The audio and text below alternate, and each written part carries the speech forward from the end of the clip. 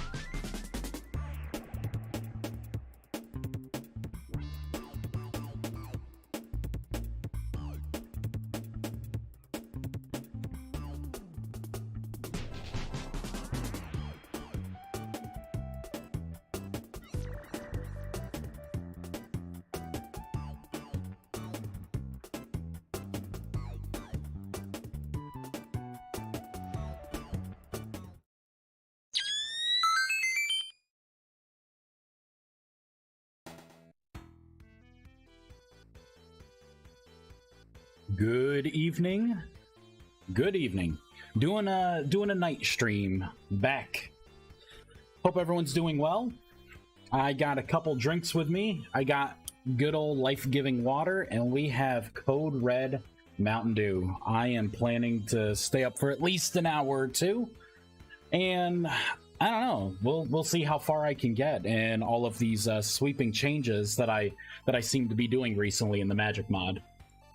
The good news is all of these changes feel like it was the right thing to do. Like I'm finding that fun value, I think. A lot of this stuff should be just about done, or at least fixed. And you know what I should do? Hey Bernardo, I probably should reload this world because I am a little OCD in the fact that things are not like, you know, all of these blocks should be together. It's kind of getting to me a little bit. So we're going to do that. I'm just going to delete the world. We're going to start fresh.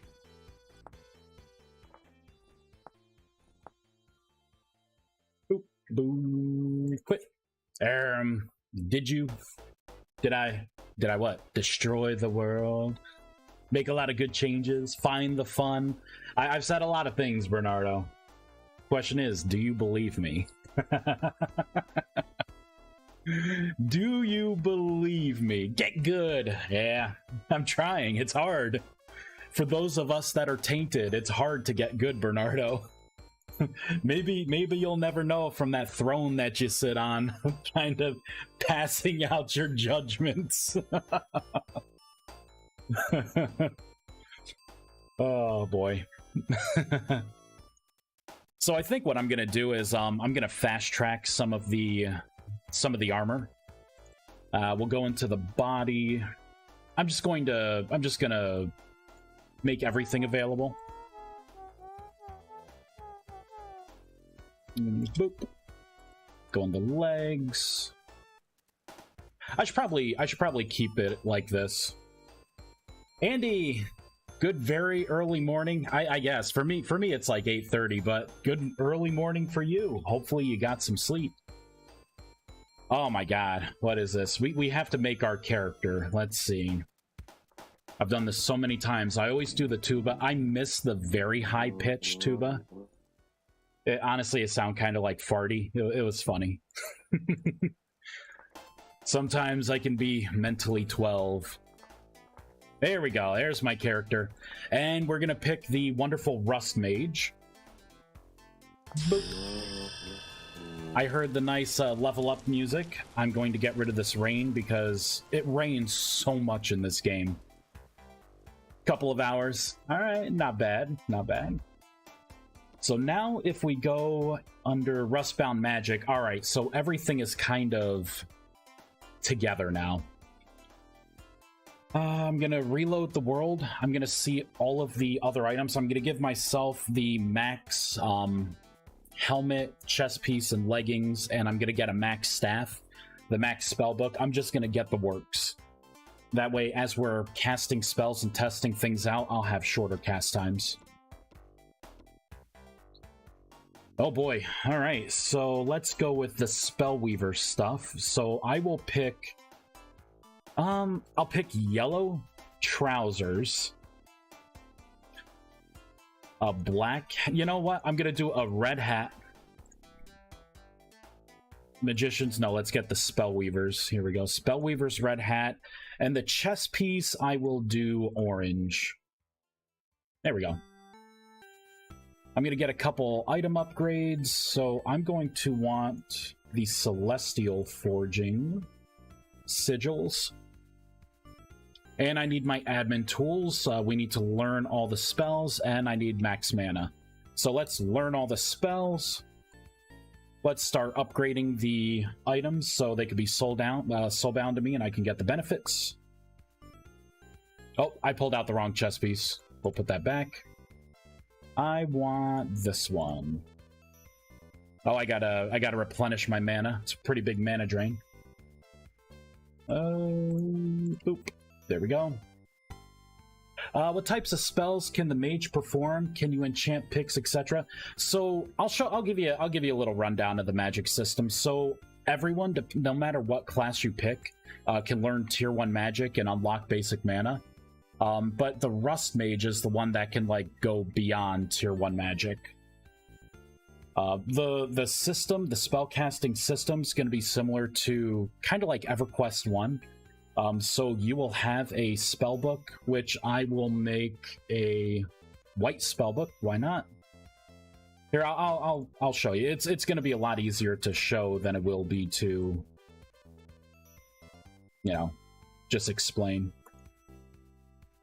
So what I'm doing right now is I'm soul binding all the necessary items that I'll need.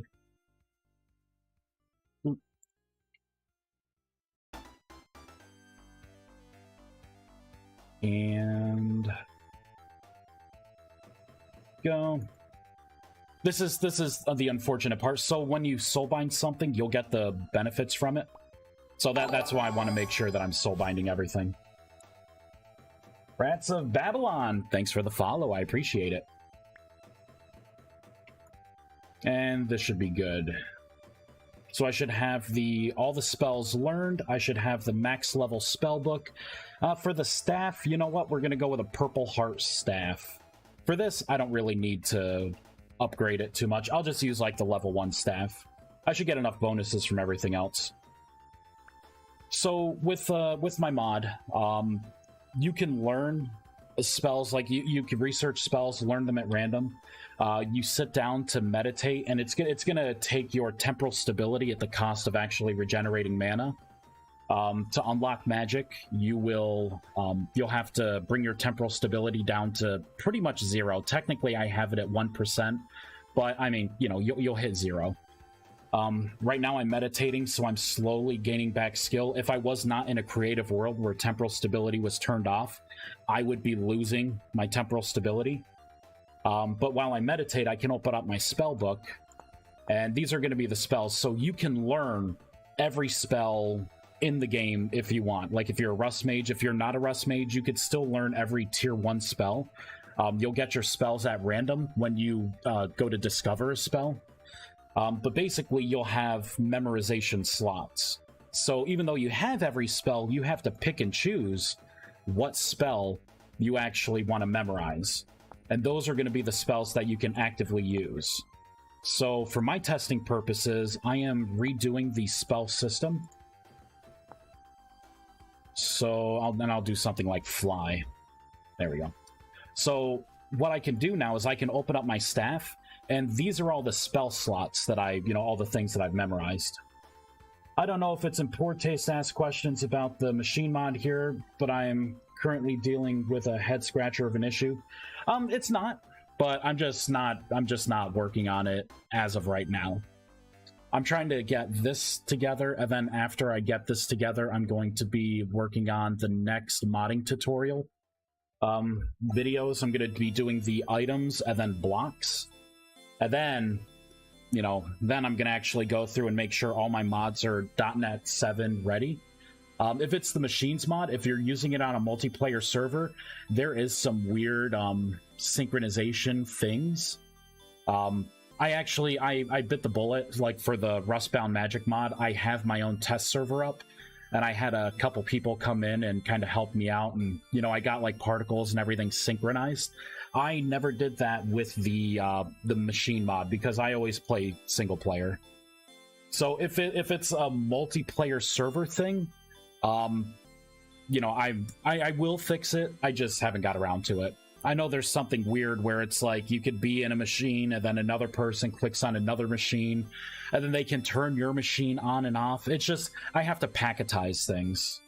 I wasn't running that many packets for some of the input commands because, again, when you're on an instance like this, client and server kind of talk a little better, but when you're on a multiplayer server with other people, you got to be more specific. So, I mean, you can ask, but I'm not going to be opening up right now. Currently dorking around on a single player. For some reason, the haulers won't let me place these storage blocks on it like at all. There's no inventory UI showing up. You want to send me a picture and send it, take a picture of it and send it to me on Discord? I can take a look at it. But all right. Am I just missing something? I have no idea. If you send me the picture, if it looks right, or depending on what it is, because I did change to, like for the hauler, I assume that you're putting in the hauler specific, like, module. And then it's becoming a hauler. And then putting in the items, like, if you could just tell me, like, what the items that you're trying to put in are. You know what? I think I actually have it. Yeah, I have my machine mod loaded. So I'll do like a flying hauler. There we go. I didn't mean to go into it. I meant to open this up. So I'll pop this in. So these are going to be your slots. You can put in like chest would be something that would work. Like I'll put in a label chest, a barrel. Put in a barrel. I'll put in a couple things. So you should be able to just place them in here, and then you get more slots in your hauler. So it looks like it's working for me here. So I can put like my spellbook in there if I want, or whatever it is. Correct, it becomes a hauler. I can see the visual model, but when trying to snap on a crate or chest, but that second tab won't work. Second tab won't work? So like this one? Well, you don't snap it in, right? Like you can't, like, you know, have it in your hand and try and place it in there. This is just a visual model. You actually have to either shift and right click to open the menu from the outside. Same way you would like power it on, load it up, lock it, whatever. Or you could be inside and press the R key and you get the same thing. Let me put in more, I'll just do chests. Couple chests here. So there's row 3, and then there's row 4. So you got to put it here, and then I push the rendering through. So now I could, you know, I have all these slots that I can put items in. Yeah, there's no inventory module menu to let me put the chests in. So you can't press R. You may want to check your key bindings. Again, you could either be outside, hold crouch and right click. You got to be a little close to it, but you right click on the machine. That opens it up, or you press the R key. I press R, that pops up, just menu won't appear.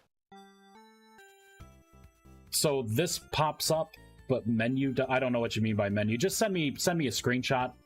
I could take a look at it. But I mean, I'm testing it right now. It's working for me. I'm not sure why it wouldn't be working. I think even the lantern slot should work. So if I get a lantern, we'll do a copper one. Oop. There we go. Yep, and it's giving off light. So that's working too. So it looks like the inventory should be working. Oop. And with that, I will leave that there to think about what it did. Okay, so what I'm working on here, I get the lantern slot, just no inventory. Again, send me the screenshot. I don't see what you're seeing. But just, you know, press R, whatever shows up, just send it to me. And I'll take a look. There is something here where it's fixed or movable. I don't know if this is just like off to the side or something weird happened. Put it back to fixed, but it should center it. Where will I find you on Discord? I think it's just Vice at 1234 or Vice pound 1234. That's the old tag. I know there's like a new tag, but I think that still works. So it should be that. Now I'll have it up on the side here so I could make sure you get to me. I'm also in the Vintage Story Discord as well, so you could find me there. I'm the only Vice there. I'm also in the VS Works Discord, so you could find me in there too, the only Vice there. Alright, let's work on magic. So I'm redesigning the spells, right? I'm making some of my spells more dynamic. So I have the orb projectile now. I have the resist elements, and then I have the empowered rust orb. So I have like the orb and the empowered version. Of course, the regular one's going to have less damage. It's going to have less mana and less of a cast time than the empowered one. But again, you can slot what you need. So I should be able to take my offhand items and attune myself to a certain element. So we're going to pull out a couple at random here. I will do electricity, I will do fire, I will do poison, and I will do gravity. So if I pull this up right here, so the information here should change. So let me cast a spell first. So it's going to be a 6-second cast, which is better than the 12 seconds. So that was a rust orb, right? So now I can go back into here. I'm gonna attune to fire. So now it's gonna be called a fire orb, which it did. So it's gonna be fire energy. It's going to do fire damage to whatever it is on impact. Now, if I cast that same spell, it should come up as the fireball. Yep, we got a fireball, so that is working fine. Let's change it to electricity. I think I'm up to this part. Everything is working. So that was the electricity. So that's good. So let's do gravity.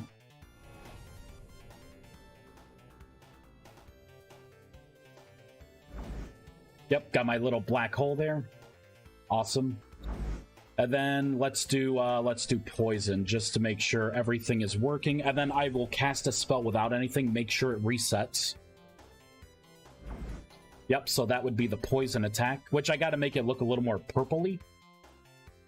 All right, so now this should go back to just the regular rust ball. I think the first thing we have to do is make this projectile a little bigger, because it's kind of tiny right now because of the old system. So let's increase the size. Not by much, but by enough to where, like, I want you to see the difference. I like this mage mod.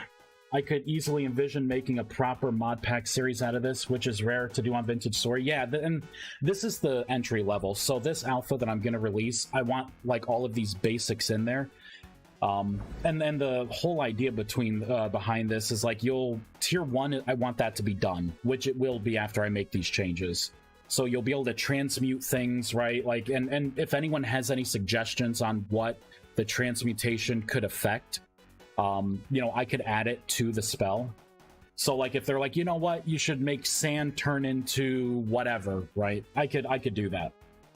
So you could use magic in things in the world. When you're tier 2, which only the Rust Mage will be able to unlock, it's going to be Magic Circle. So Magic Circle, you'll cast it on the ground, and it's going to be, you know, just like in a lot of other mods, right? It's going to be an item, that block entity that kind of exists in the world, and then you'll be able to throw items onto it. Like, I can have a scroll of memorization, and that scroll is going to, you know, like, I could cast a spell on that scroll. I can put in extra reagents to maybe increase the duration or anything, and then I can turn it into an item that I could give to a non-magic user to be able to use that for, like, a one-time use. So what I'm thinking is, you know, turning this into something that's going to be more of a role play kind of thing, right? Like, if I'm a Rust Mage, I can open up a shop, I can sell some items that only a Rust Mage can make, like the offhand focuses. I could sell my elemental gems, you know, I can sell certain spell scrolls, because everyone learns spells at random, so you may not know the fly spell. You know, so, you know, for instance, like, I'm in creative right now, right? So if I do GM 1, right? Like, I'm just kind of here. Let me go back to full mana. So, like, I you know, one of my awesome spells, I love this spell, is Fly. If you are far enough into the mod, you can turn this into a scroll that someone can use to fly for a short duration. You know, and I'm in, you know, so that's the whole point. Like, I want the mages to feel like a mage. Like, when you look at someone, I want you to be like, wow, that person, you know, they're all decked out, they have all these run speed spells and everything, they're tier 4, you know, they're good at doing, like, magic circle, you know, whatever it may be. Like, they're a fire mage, you know. I don't think, apart from the alchemy mod, there isn't any mage mods out there currently. Yeah, and that's kind of why I made this. I've been waiting for someone to make some kind of magic mod, and, you know, every time I come back to this game, no one has. But Minecraft has so many magic mods, right? So I figured, you know, I actually decided on a live stream. I think I was working on the ViesCraft mod, and I'm like, you know what? I think I'm gonna make a magic mod. I think I was talking with Quixote. I'm like, I think I'm gonna do it. I think I'm doing a magic mod. And then I just started it on stream, and this is where we are.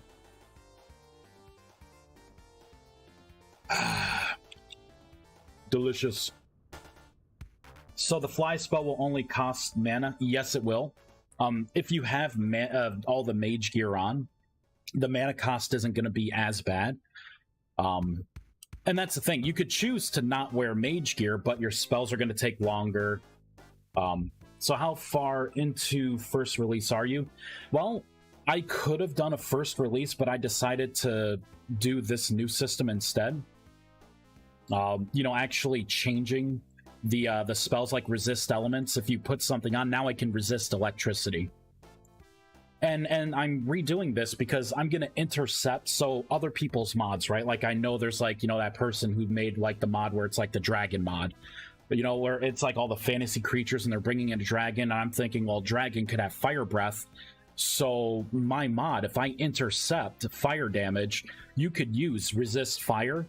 And you would be able to gain resistance, right? To, like, you know, I could have that fire damage or whatever the percent is that I make. So my buffs, right, can kind of go into other people's mods. You know, if someone makes a healing item and you want to specialize in the healing element, then maybe I make it to where the heals affect you more, right? But maybe if you're a poison mage, a heal will actually hurt you, and I can make poison damage heal you. You know, like, I can have fun with the elements and what you want to specialize in. You know, like empowered fireball. Oh, and you can cast from the air as well. So that's nice. Magic mod is sorely lacking. Oh, and I fell. Ah. Oh, that's right. I didn't fix. We got to fix the empowered projectiles. It's still running off the old code. All right. So I'll focus on. We'll iron out the projectiles for the lesser ones, and then we'll kind of copy that code over. First thing, let's make the projectiles bigger. I think I'm going to use the size for the tier 2, because I don't have 4 tiers anymore. So this would basically become a 3. That should automatically resize everything. So the projectiles aren't going to be as small. Yeah, let's see. Not even a weapon with small enchants, not talking about the mod, just add slight weapon stats bonuses. Yeah, I mean, we have some cool mods. Like, I keep eyeing that one mod where it's like the items that you create could have like rarity. You know, I think anything that looks like it's kind of RPG like, I'm automatically like looking at it like, whoa, what do you do? All right, yep, I got your thing here. Let's see here. All this that pops up when I press R in the machine mod.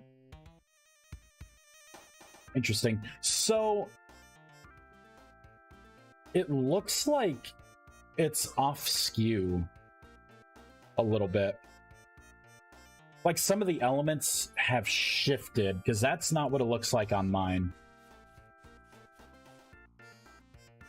Yeah, because your bars here are like everything's off to the side.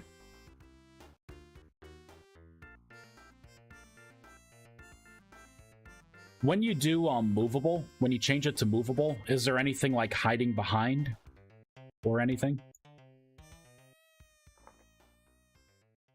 That's weird.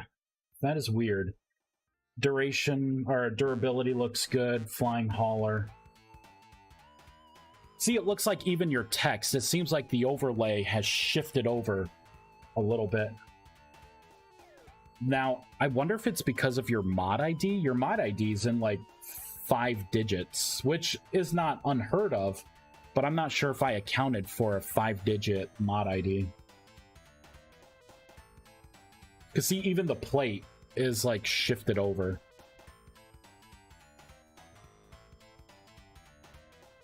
You know what you could try to do?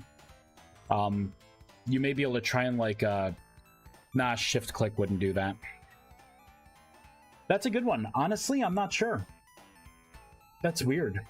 I would have to try and find a way to like break this. Right? So like taking it out, right, becomes this, putting it back in. I get my slots back. It dropped all my boxes, so I'm gonna have to like pick those back up. But it comes up for me. I don't know, that's weird. Reminds me a lot of Arsenal Novo from Minecraft, which is an awesome mod. Oh, Ars. You know, wasn't that like the Ars Magic spiritual successor, Andy?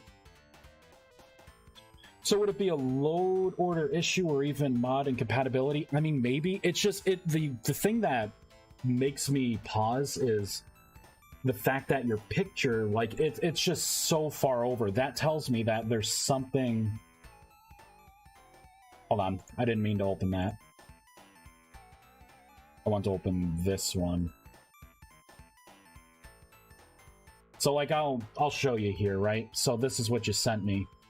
But see, like, this isn't lining up with this. I mean, it looks like you have some of my... I'm gonna put the same items in to see if it's anything here. So you have this. So you had, what, 23? Yeah, you had 28. So I'm gonna make sure I put the exact same amount in. All right, so it's recharging right now. Everything's aligned up. What is that lantern that you have in there? Looks like maybe it's like a blackened iron.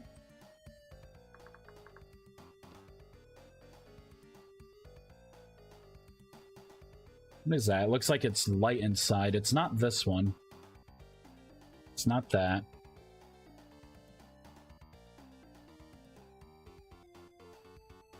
Black bronze with gold plate. Black bronze with gold plate. Is that even a thing? Is that a modded item?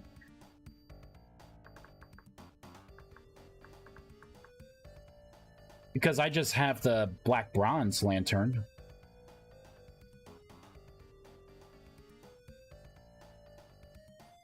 Because I don't have a with gold plate. What you could do, hit escape, go to settings, go to interface, and then click on developer mode. It's gonna say, you know, confirm yes. And then what you could do is, I do the first 4 checks. I think this one may be the only one you need. And then what you can do is, like, when you hover over the item, it'll tell you, like, code. And then, see, this is game lantern up. So this is one of the base lanterns in the game. You can put a plate into a lantern to increase the light level. So I could take this, like, gold plate and then open up, like, a crafting. So GM1. So I assume it's like this. Nope. That sounds like a modded item. No, gotta put it on the ground. Okay. So I could do like that. Or maybe I do that.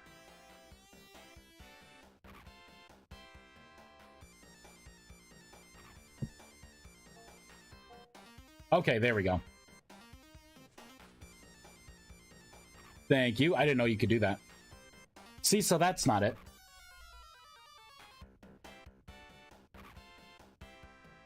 And I see it showing up over there. That's a vanilla feature. Not sure why plates, what plates you could use. No, that's cool. I learned something new today. That's cool. But still, everything is aligned well for me. Let's take a look here. Is there anything else? See, even the text, like this, everything is like shoved over a little bit too much. That's weird. I don't know how to break this to fix it. Because I'm looking here on this section here. It's not even far enough down. You see that? Like, it's supposed to be this whole thing, and it's like it's being squeezed and like pushed up to the side. That's weird. I don't know if there's like someone's mod that's trying to like adjust this. I don't know. Is there a way I can shoot over my mod list so you can look over quick for known? Honestly, there are no known incompatibilities. The way I make my mods, and it may irk some people, but I don't use anyone else's mods. I don't modify anything in the game itself. I extend, like, you know, just the basic GUI, and then I make all the elements and everything myself. So, you know, and I do that to make sure my stuff plays nice. I mean, the only thing I could think of is disable, you know, create a new world, disable all the mods except for mine, and then see if it works, right? Like, you can fast track it by Ah. You could fast track it by, you know, just doing the complete machine, so you don't have to put down the chassis and the 3 things to make it. It's all the same entity. And seeing if it works. It may be something with that. That would be the quickest thing. If there's a modding compatibility, you know, it will work, right? It'll work in the one, but not the other. That's all I could think of. Hey, we got a rift.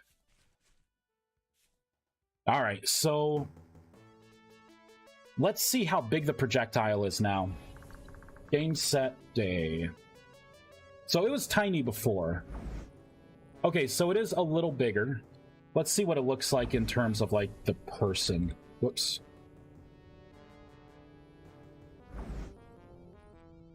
It's still kind of small, isn't it?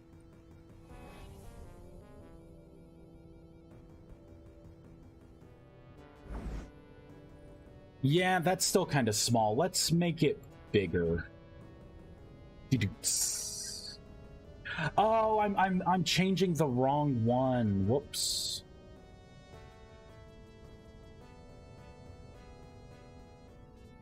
This is the one that I want to change. So let's make this a 2.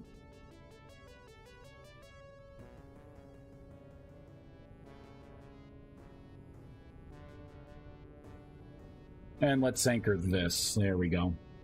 I'm going to fireball. I'm going to do a reload. Maybe they have it hit the X in the corner of the boxes by mistake. That way it wouldn't show up, wouldn't it? I think you can hit the X's. I'm pretty sure it just comes back when you reopen. Honestly, I don't think I've ever hit the X's. Let me try. But everything's off center, so if I hit X, it just closes everything. All right, so that's what it is. Because I'm pretty sure I had it to where like all these are kind of linked together for the same GUI. So.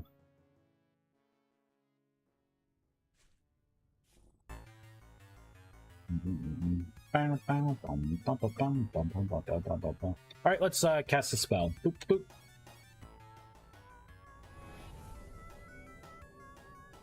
Let's zoom out. See how big this bad boy is. It is a little bigger. I want it to be even bigger. More size.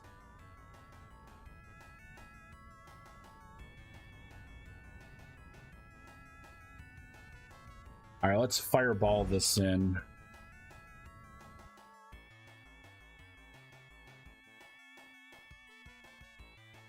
Bring this back over.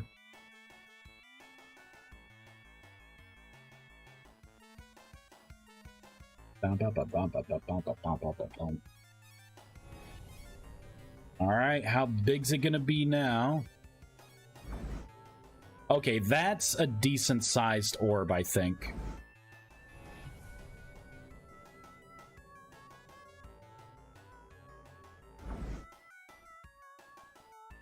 Yeah, that's a good sized orb. So like if I do a fireball version, or yeah, I'll do the fire version.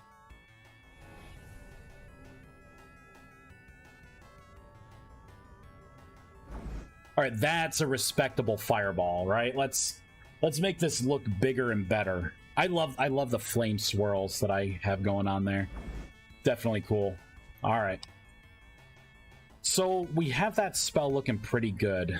It's updating here. I'm not sure if I could get this to update. Because it would make sense to be able to, you know, to like update it here so it looks like a fireball, so everything's like fire theme. You know, I can try. I'll try. We'll take a look at the GUI, and we'll see how easy it would be to do something like that.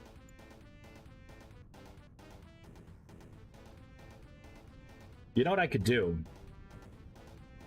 I'm gonna give this a try, but I'm going to take the spell icon, no, the image. I'm gonna take this image. I'm gonna put it here. No, you know what? Because it's order of operations, right? So let me cut all of that. We're gonna put it like down here to make sure. I'm gonna have this as an overlay element. I'm not going to be able to do that.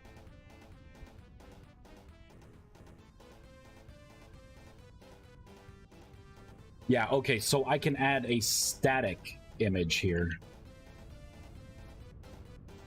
So I will add a static image, and I'm going to have it be an overlay to try and go on top, and I'll see if I can cover it. If I can do that, then I will just map it to where for the 4 spell slots, if it sees you're using one of the spells in a certain position, I can just put the image over the icon itself.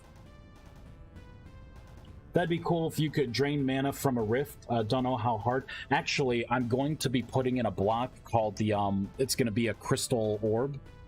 And I'm going to make a pedestal for it.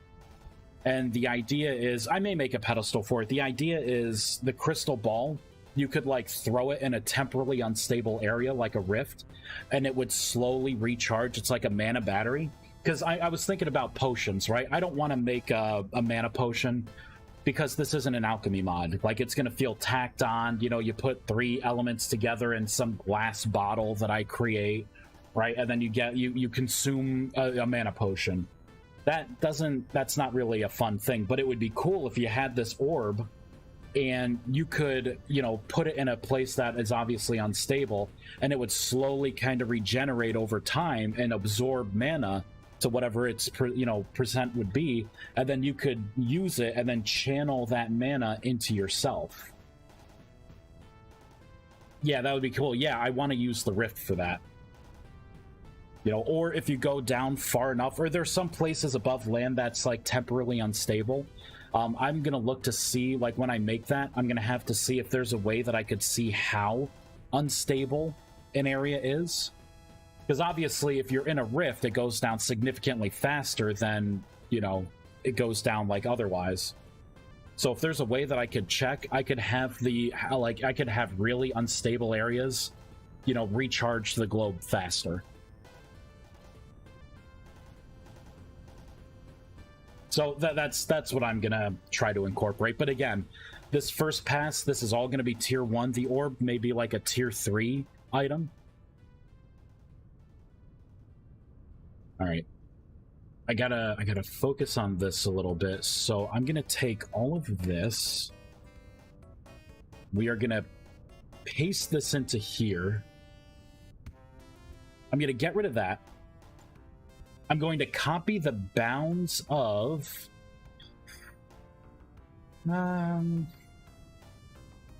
see, all of this is like the informational stuff. I don't want that.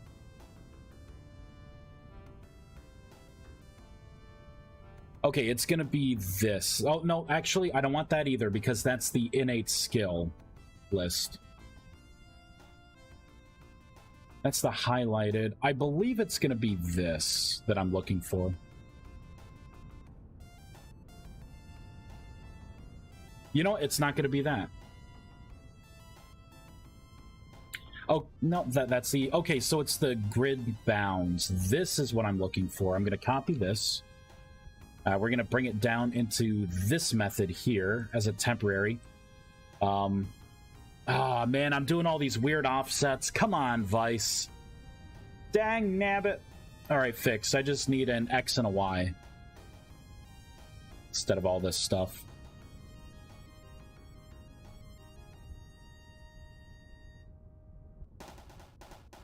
I'm just going to have to wing it. This is not going to be what it needs to be. I'm going to put a test in here because I may end up just deleting this. Copy. There is a new vanilla mechanism which can make a region stable. I don't know if that may help you. Yeah, it may, but I don't know how the rift system, right? You would think rifts are like entities or something you can interact with, but they're not. It's almost like weather.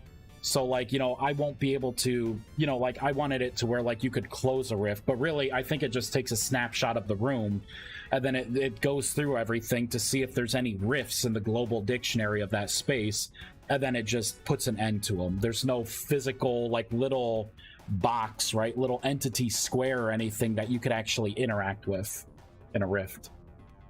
So it's kind of a weird system, but I think I can make something work. You know, I have enough leads to where I could make something work. All right, let's scroll down. I got to go back to this right here. I'm going to put these bounds in. For the element modifier, I'm going to statically set this information. I'll do fire, and then I will do fire orb is what I will specifically look for. So I'm not seeing the new item.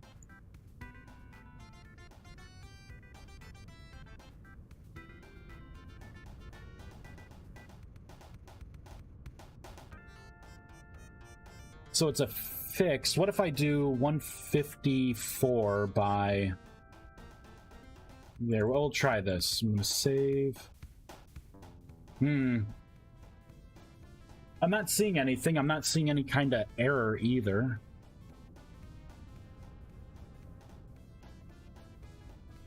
This isn't the spell info.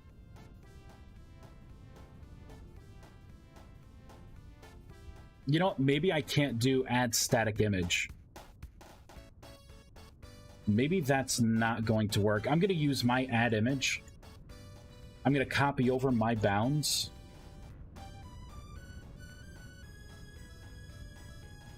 And I'm going to copy over this. We'll paste it right here. All right, do we see the icon? Still hasn't shown up. I wonder if this is... I wonder if I have to render this a different way.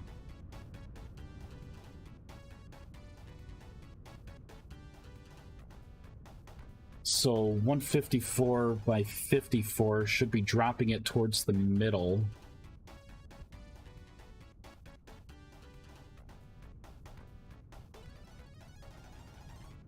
But I should be able to use get static image. Yeah, I should be able to use a get static image. What if I just paste this in here? Does it come up? Alright, something's weird. I'm just gonna reload. We'll give it a try.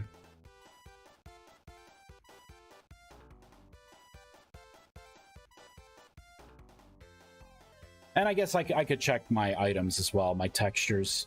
I may be looking in the wrong place.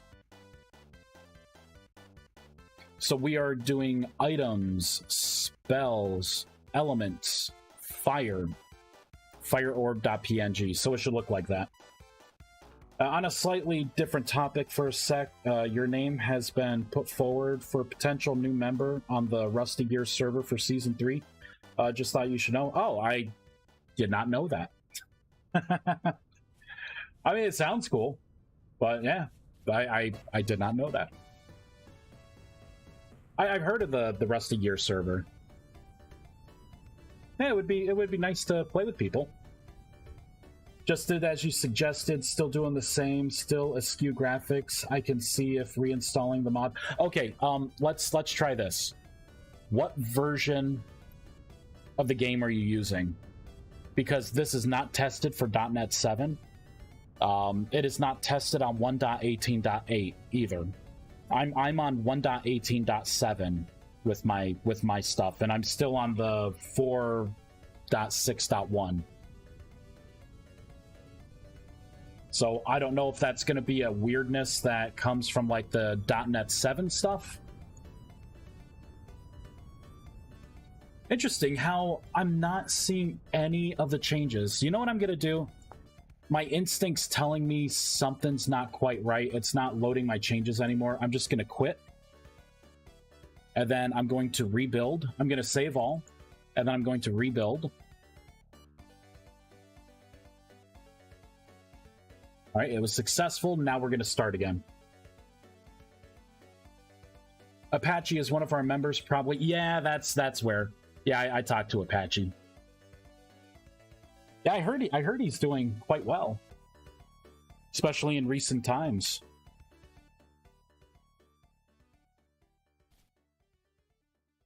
Okay, so this is... Hey, and look at that, huh? We got... So there was something weird going on.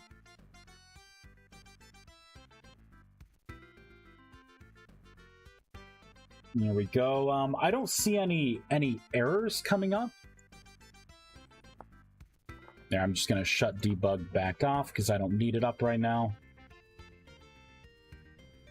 So this is no longer pop. Oh, you know what it is?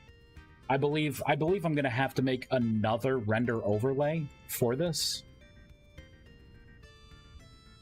Pretty sure. Yeah, see, it came back. I'm gonna have to make another overlay for it, I think. Yep, we'll have to work on that. I'm gonna take a swig of this Code Red Mountain Dew. I recently updated tonight, but I was trying it before as well, and I had the issue. But a month ago, it was working just fine. Yeah, I wonder if like some update happened. Like I said, I'm on 1.18.7. I haven't jumped to 1.18.8. Although this mod, funny enough, everything works. My server was 1.18.8, and the mod works fine. So that's what I've been testing it in on multiplayer. Big time programmer. We're also happy for him in the group. Yeah, I was really happy when he said that. Got the new job, and you know, because he knows his stuff. Apache is like, bam, he's good. I actually when I first started this mod, I had a call with him, Discord call, and it was funny because of course, you know, like it's when my internet was having problems. I was having, it's Time Warner's, the local cable company around here where, you know, that service our internet, our main ISP, and you know, like I had a tech coming that day, so it kept like signing out, but I wanted to brainstorm with them to see like, hey, you know, this is like the spell book system, memorizing spells, you know, like I just want to see how I would, you know, how I may want to get this done. So his input was very, very valuable to kind of get me going on this project. But I am very, very happy for him. Awesome dude. Haven't updated since I played last. Yeah. All right, let's... So I'm going to create another overlay. I'm going to map it to the memorized spells. So we'll be doing a lot for anyone that's interested, right? And how to do this stuff. I'll show you how I do it.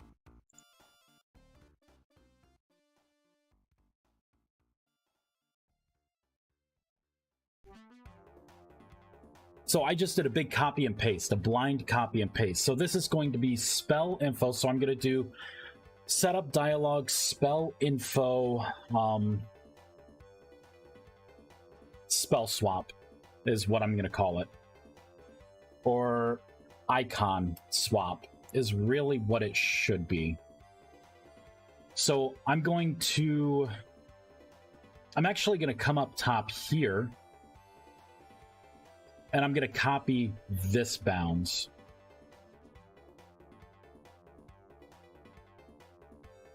Yep. I'm going to copy all of this. We're going to use this as the base. So it looks like, yeah, so this old stuff isn't going to work out. Let's get rid of all of that. Technically, I don't need this offset. Memorize spell image bounds. This is going to be the entire background. Honestly, I don't think I need this. I'm going to have a transparent background. I just want this. I want to create a new area to overlay on top of the existing area.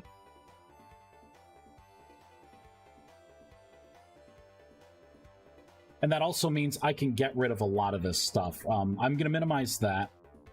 So all of this can go.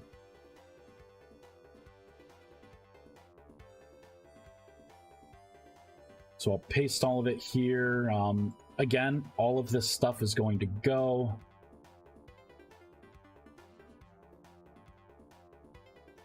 Apache would be upset with me if he saw what I was doing.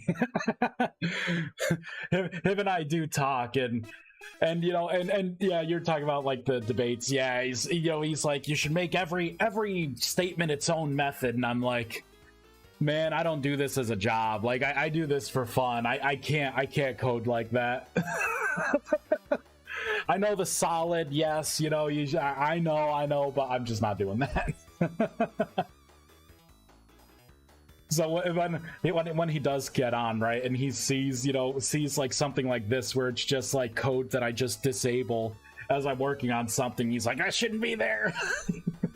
I probably make him really twitchy in his chair, like, this guy, he's gonna give me a stroke.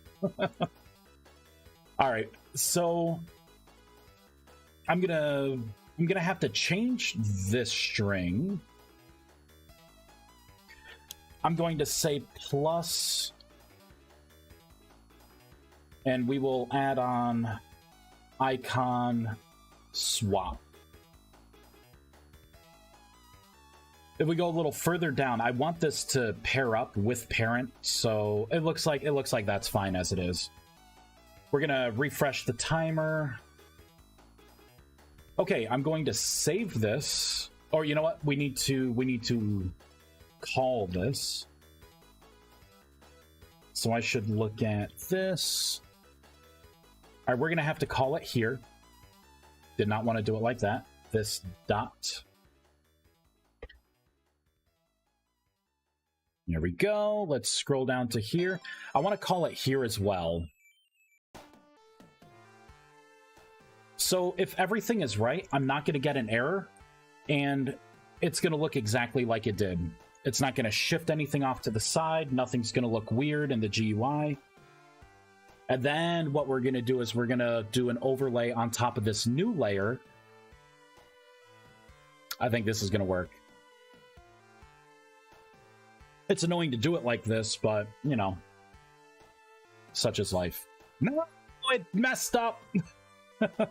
Damn it. All right. Let's put this right here. I think I know what's wrong. I think it's doing stupid math right now. Where are my windows? It's like peeling an onion. I get so many windows and so many layers. There we go. So what I probably want to do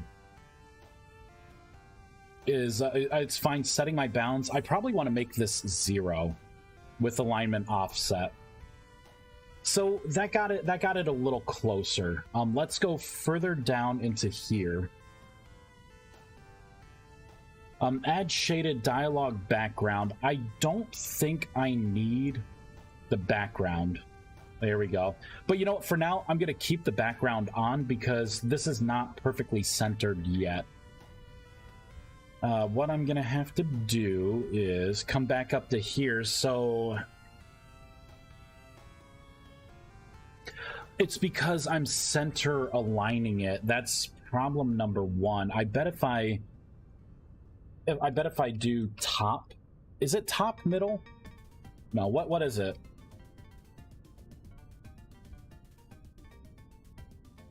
Centered, fix, left, right, right middle, left middle. So this should be centered top, I believe, is probably what it is. Centered top. Okay, so that would align well. We need to push it down a little bit more. So maybe 216 was what we wanted. So I'll do 216. We will also do... I'm not going to do 216 anywhere else. Let's just do that. No, see, it's too much for 216. It's too much. Or is it? Let's see here. Let's see here. Yep. You know what? Even though it is a little too much, I think I'm okay with that. I can deal with a little splash over. Really, I'm just making the range, that's all. I have complete faith in you. Too bad Blurry's not on. I think he recently asked me about how hard it is. He heard it's really hard to make a GUI. I told him, I think I told him, I'm like, look, I make GUI stuff on the stream all the time. I don't think it's hard, but, you know, Maybe it could be hard if you're doing it in a hard way. All right, so let's copy this. We're gonna add a static image.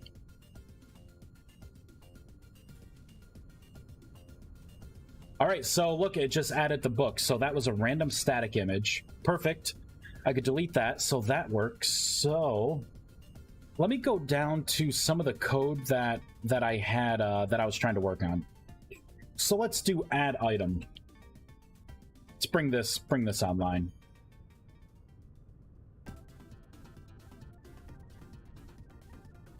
Son of a bee! It's just not showing up, is it?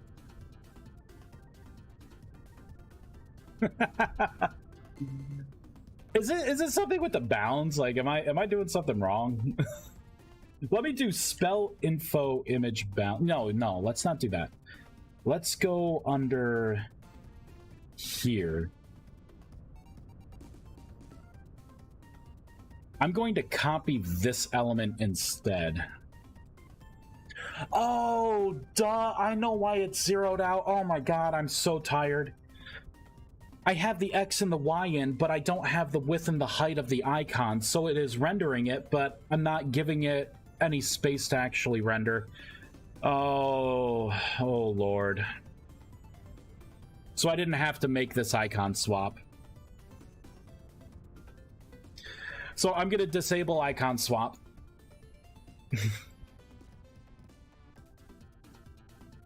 Let's turn it off here. Let's turn it off here. You know what? I made it. We're just gonna use icon swap. Screw it. Whatever. I'm gonna paste this in. I'm gonna delete that. Oh, that was for the innate spells. You know what? It's fine. It's fine. All right, so I have this. I'm going to use this as my bounds now for here. And let's paste. Look at that! Bam! We got our icon. I don't like the fact that it's so big. So sizing is going to be an issue, isn't it? And it's not on top, so I can't do add image. Let's pull the other thing. I'm going to do add the static image, and then I'm going to try and force the overlay with that. So with this, I'm going to cut this out. We will paste it in right there.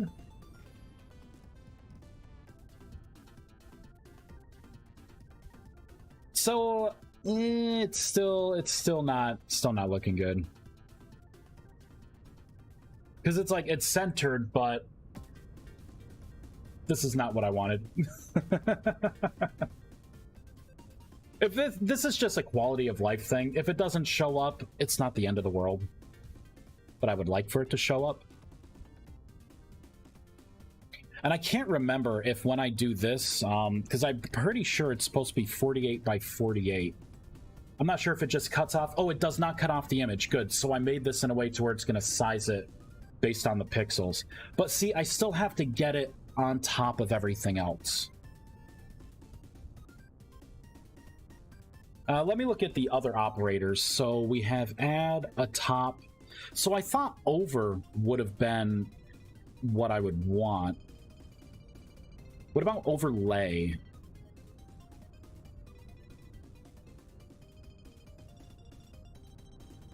No, overlay did not do it.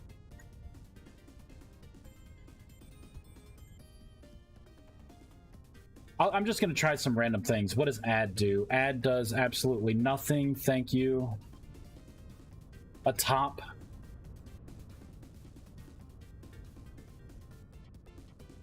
A top made it just disappear. It's gone forever. I'm now losing faith in you. And this is how it is. Sometimes you just gotta try things out and see what the heck the game's trying to do. So we got our icon back, but it's not multiply. So this operator should be, I mean, add didn't work. Clear, color burn, darkest, no. I wonder what dest over is.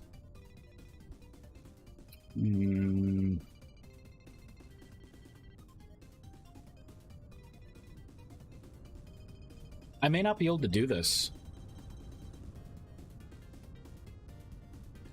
Over, because you would think it would be overlay. I could try screen. Nah, it's still not doing it.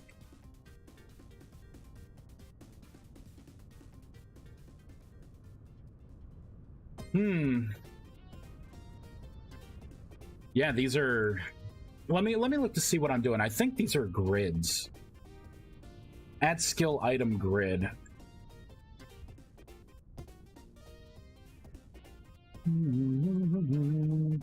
So I'm adding an interactive element here.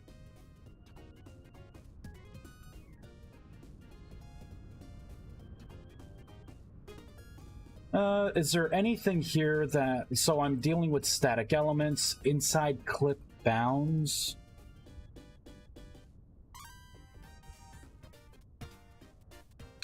I don't see why it's being weird. If Patchy was here, he would know what to do. Yeah, he would. He'd be like, wait a minute, go here. Here, type this new code in. There, it works now, right? Yes, it works.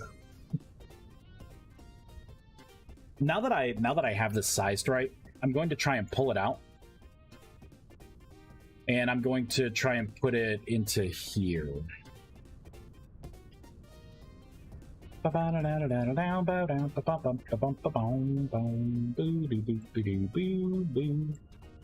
gonna find this, come down to here, copy this out, boop, come back up top, paste this right here.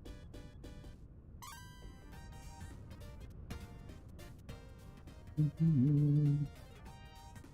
me cut that out. Okay, and I'm gonna put it back where I wanted it originally. See, now it's up there. Okay. Now, what if I just bring this all the way down? We are talking like a multiplier of 5 here. Nope, that's not what I want to happen. So it's locked into this bounds. All right, all right. There's one more thing I could try. Cut this out. We are going to go into here. So I'm going to add my static image here.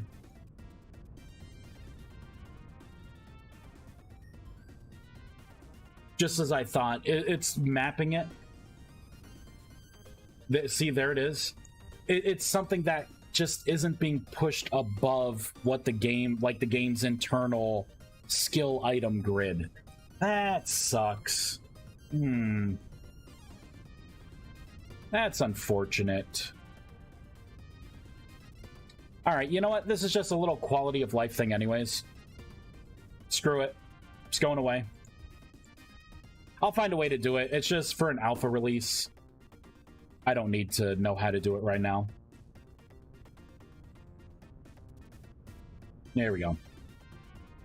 Let me get rid of this. All right, we'll go back. So it's gonna have the old icon, but all this information will update. You know what I could do? I could swap it out here, so then it looks like a fireball. I could do that. I really like the GUI pop-up though. It's visually very appealing and not too small. Oh, you mean this top part? Yeah, I had to find some way to like, relay to the player, what the spell is and like the description and whatnot. Let's work on changing this. We need to go further down. Let's pull up the cast bar. This is going to specifically be the spell icon.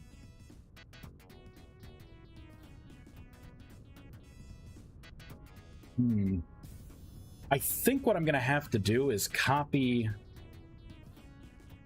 where is it? Under memorize spells. So it's not there. It's going to be spell info. All All right, so in spell info, I have all of this. First, let's get rid of that because I'm not using it. And then this whole thing here, I'm going to have to copy that, and I think we're going to have to put it into here. I'm going to have to change a couple of things, right? Because the string, we're not going to be working with that at all. Honestly, I'm not going to be working with GUI either. Book. Don't think I need anything with book. Yeah, so I don't need that.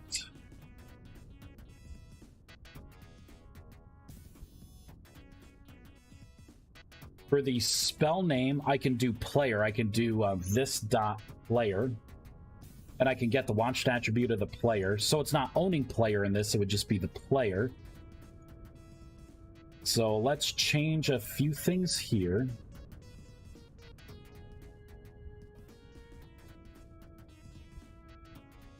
Okay. We're getting this. It's coming together.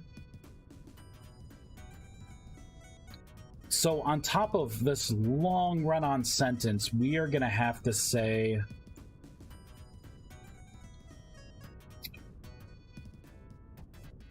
So should low alt spell. So if this is false, then go ahead and load this. Then I'm going to paste this back in, but if it's true, we are going to reconstruct this, right? So this is going to be item spells. We are going to look for the spell, the element modifier. Let's go further down. Right, so this is going to be plus the element modifier.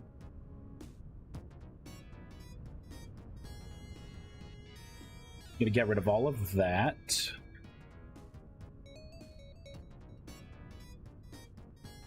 You know what I can do? I bet I could just come down here and I could just copy. I could copy it. This is what I want. I'm not gonna reinvent the wheel here. I'm just gonna copy and paste what I need. Edit. Oh wait, let me guess. Yep, put one too many. There we go. And look at that. Got it. Found it. Found the issue. What was the issue? So at least the icon will update now at the bottom. So see, it's like a lightning attack now. There we go. Let's make sure this also works for this. Yep, and it also works for that. Good. So you have the... Oh, you can't really see it because my head's in the way, but the little indicator there will work. It updates, so see, now it's like the fireball. There we go. GUI scale. Interesting. You know, someone had brought that up before, not for that mod, but for this mod. And then I made sure to test the GUI scale. I think I bumped it up to like 12. And then went in and I made sure the GUI scale worked well here. But I never did that for ViesCraft machines, so it could be something with that. I may have to look at it and resize a couple things. Push both tabs way off the screen. Ugh. Sorry about that. Dumb code will be dumb, I guess. Bump that back down to 8. There we go.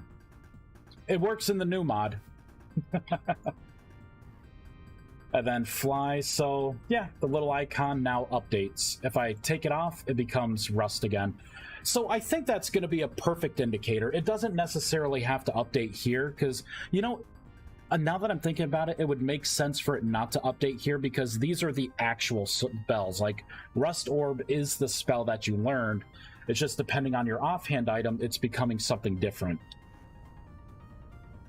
/time set day. Let's meditate, open the spell book. So shrinking all the way down like 2, I finally found them. That's weird. I don't know why it did that. It's a mystery to everyone, I suppose. All right, so we got this. Yeah, because I don't necessarily, with your offhand, I don't care what your offhand is. The spellbook needs to just give you whatever the base spell is. Now, maybe I should put a box here and then have some kind of icon for like the element or something that lets you know like, hey, you know, this changes based on the offhand. Or I could also put it in the guidebook. I'm glad you found it. That's a bad one. And I now know to check that when I go through the machine mod again. I have for the machine mod, let's see if I have it enabled. I do have like an underwater thing kind of in the back burner. So this was going to be my submarine. The problem is like with the rendering, like when you're inside, right? Like water still kind of comes up. I don't have anything to like mask it because I don't know how to do that. Yeah, but this is like the dome. Oh, and another thing too is like if there's water, and again, I know it's just like a rendering thing, but let me do like still water.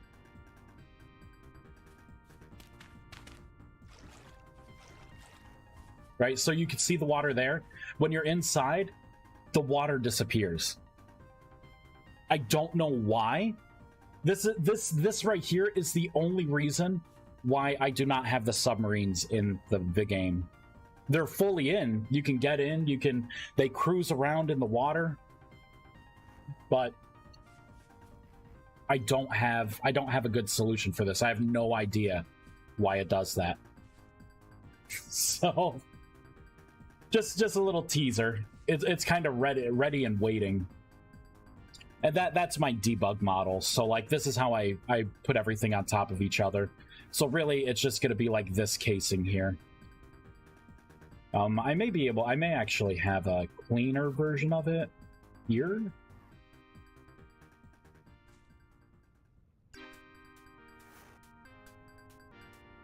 Nope. I guess I have it all as the default debug mode. So yeah. Oop, there's that. I just destroyed that circuit throwing it in water. Never work again, oh no!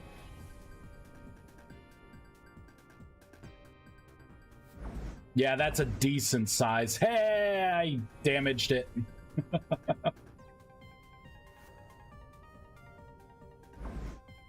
Yeah, and see, that's what it is. What I did is I actually took a rift, and then I just spin the rift. So it kind of looks like a particle-y thing.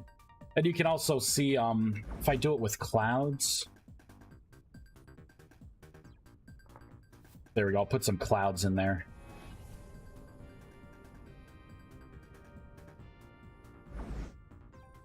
Ah, you really can't see it. But it does have, like, some kind of pass-through on it.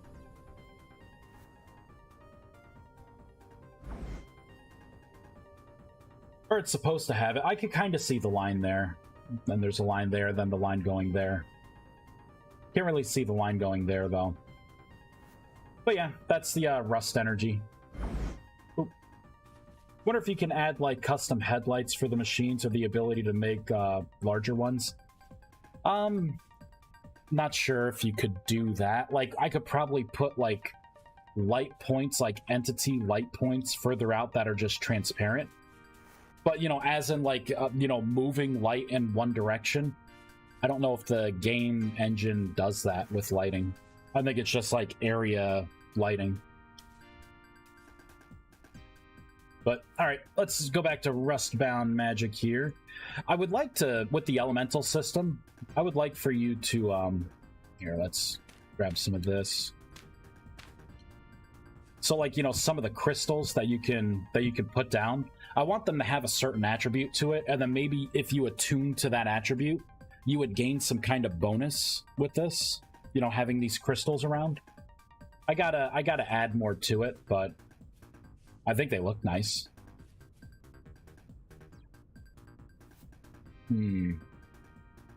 I think for the focus, the new elements look like they're working. So let's do some reconfiguring. Because technically it's not like tier 1, 2, and 3 anymore. It's like tier 1 and then tier 3 for the projectiles. And then I will have to find a way to like the resist magic, I think it would be cool to have some kind of particle effect around the player while resist magic is on, and that particle effect could be themed. So let's look at the shape renderer. So this is all tier 1 stuff. I don't think I have to do anything in here. I do have to fix tier 3. Tier 4 doesn't exist. I need to get rid of tier 4. I need to prune back the projectiles. There's a handful of things I have to do. First thing, we're going to prune back the projectile. So this right here, the tier 4 energy ball, does not need to exist, because there is no tier 4 energy ball right now. Tier 2 is the same way. There is no tier 2 energy ball right now. It's just going to be tier 1 and tier 3.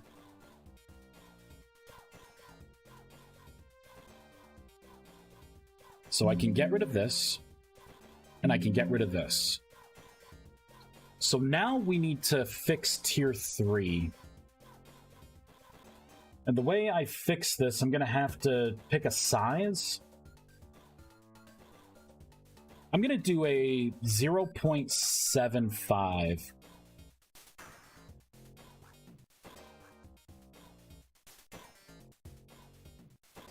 And then down here, I'm going to have to copy a bunch of stuff.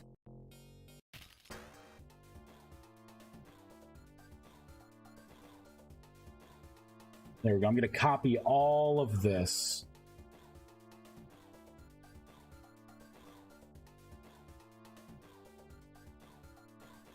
And paste all of this in. So it should have the same kind of projectiles. It's just this ball is going to be much bigger. It's going to look more imposing.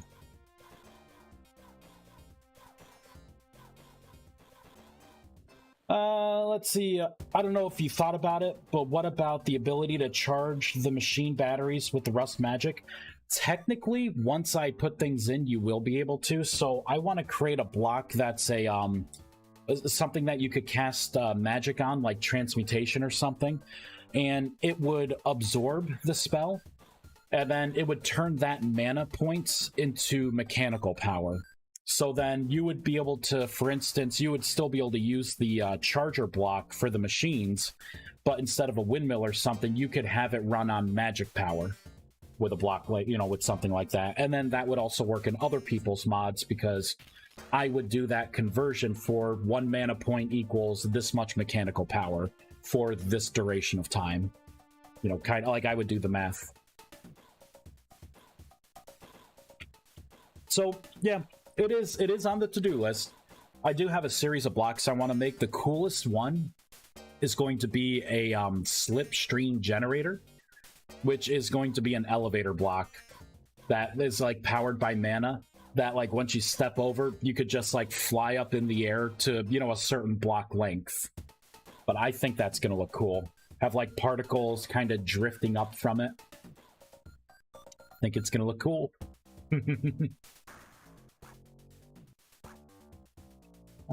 So I think for the most part, this should be done now. Let's save that.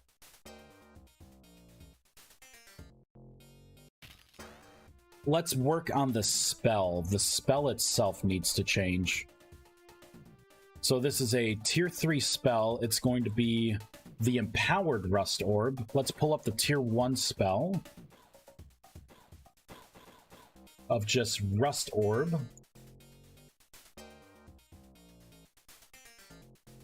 Invocation, none. Alright, so all of this is fine.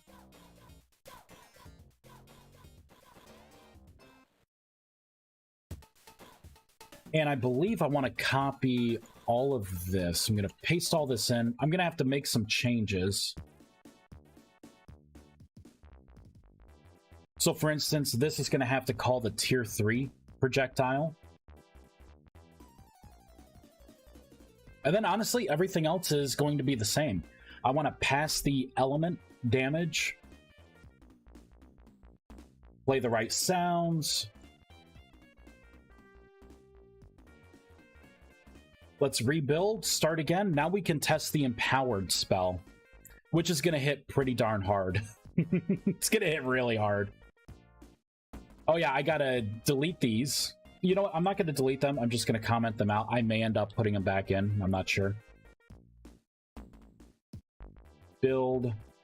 Yep, came back fine. Start. Getting tired. Means I need more Mountain Dew. It's only 9:42. Man, I'm such a lightweight tonight. Man, there was a time when I stayed up 3 days straight playing EverQuest 2. That was brutal. That was almost like punishment. But I had to level up that Conjurer. Alright, God, I miss all-nighters. My friends and I would all used to have LAN parties. We would all go to my one friend's house who had a finished basement. It's funny because like he had a pool table down there, and what we would do is we would all set up our computers. Like we'd bring all of our equipment, set up our computers on the pool table. We wouldn't play pool. We would play D&D on the pool table. So we'd go out and get a bunch of provisions, pizzas, like frozen pizzas, sodas, candies. And then we would all just like log into EverQuest 2. I'd be like, all right, guys, we're going in for the long haul. Those are good times. Been a while since I've done that. I don't even think I have any local friends. Now I've kind of moved since then. So I got no one to do LAN parties with. But maybe in the future, you never know. All right, so I should be able to shoot an empowered one without it burning.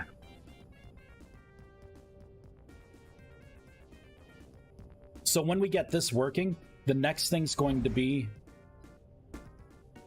so empowered rust orb, so it doesn't like this. Don't know how to instantate entity, projectile, energy ball. Oh, wait a minute. What is it trying to do? Oh, I know what I gotta do. We have to go into here. I need to change this. It's pulling from the old class file. Wah, wah, wah. Whoops, did not mean to do that. I mean to do that. There we go. Okay, now it's gonna work. Yeah, I moved to a whole new projectile system. But I've been focusing on just that one projectile. So now, spells are going to go a lot further. You'll get this projectile spell. There's going to be a long-range projectile. I'm eventually going to make a frontal cone, an area of effect, a zone, so just a certain block radius zone, and a ray that you could like shoot out like a beam. And then depending on the offhand that you have, it's going to turn it into a different spell. So like this should be a fireball. Look at the size of that thing. Ooh, man. All right, let's see how big the empowered one's gonna be. Thing's gonna be like it should be bigger. Hopefully noticeably bigger. That's a pretty big fireball. Let's see what the size is like here. Zoom all the way out. There we go. That's a big fireball. Let's see what it looks like here. So this should be the smaller fireball. You know, it's funny because like it looks smaller, but in a way it doesn't.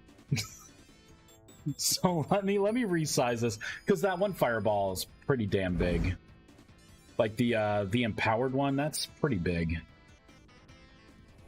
Maybe I must I may have to tone it down just a little bit.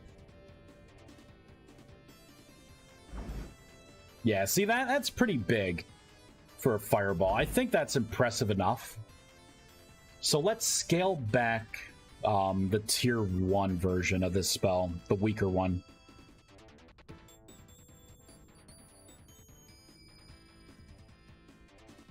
And the way I wrote all this stuff, really, it just, I just changed this one variable and it should do it. You know what? Why don't I make this like a 0.5? And I want to see what it looks like. I'm probably not going to keep it because it could, you know, this could easily get too big. And then look kind of, you know, meh. I really want to see what this size is going to be. Something that's just ridiculous. Let's reload. Can you spend days powering up your fireball? Give it more power! Hey, RC. No, you can't. Maybe it could be a bug that I call a feature. If it ever breaks that way, I'll be like, well, RC said. Said they wanted it. I'm just a dumb coder. Alright, so... Okay, so that's going to be the regular size, which I think that's pretty good. It's small, it feels compact. Let's see what the big boy is. I just increased the size of that. If it's like the size of my body, it's too big. Jesus Christ! That's way too big. That's too big. That's too big. All right. I wanted to see. I now know. Let's put it back to like 75. It's still going to be big, but it's not going to be that big. Oh, God. I feel like I got like a hair in my eye. It's been bothering me. Be a cat hair. My cats do love to shed, and I got the fan running right now. All right, so yeah, we're not making them that big.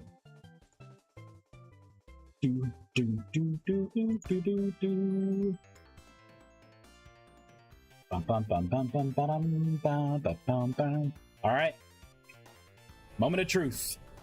Zoom out.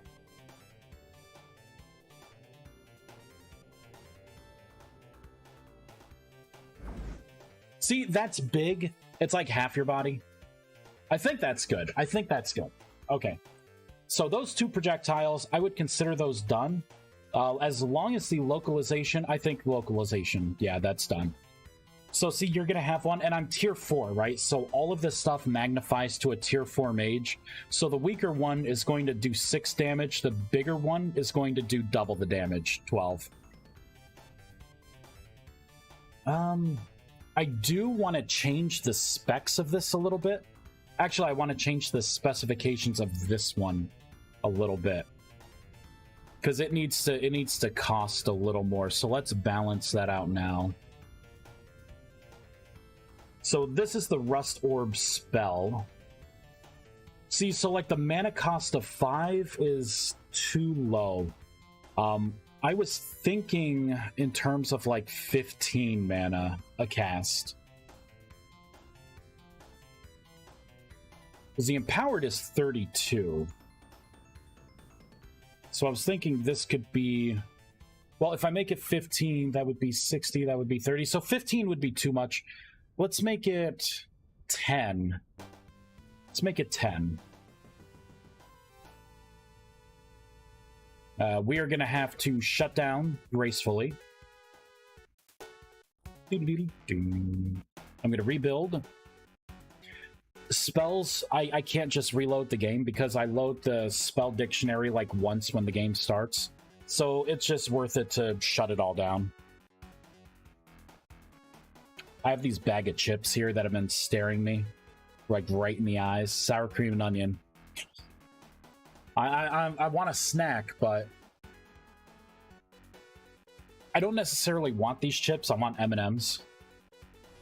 But these chips are staring me in the face. Right, so we got that, right? Okay, so that's the spell. Now the new spell, so it's going to be 28 to 44, so that's a little better. But I think we can do better.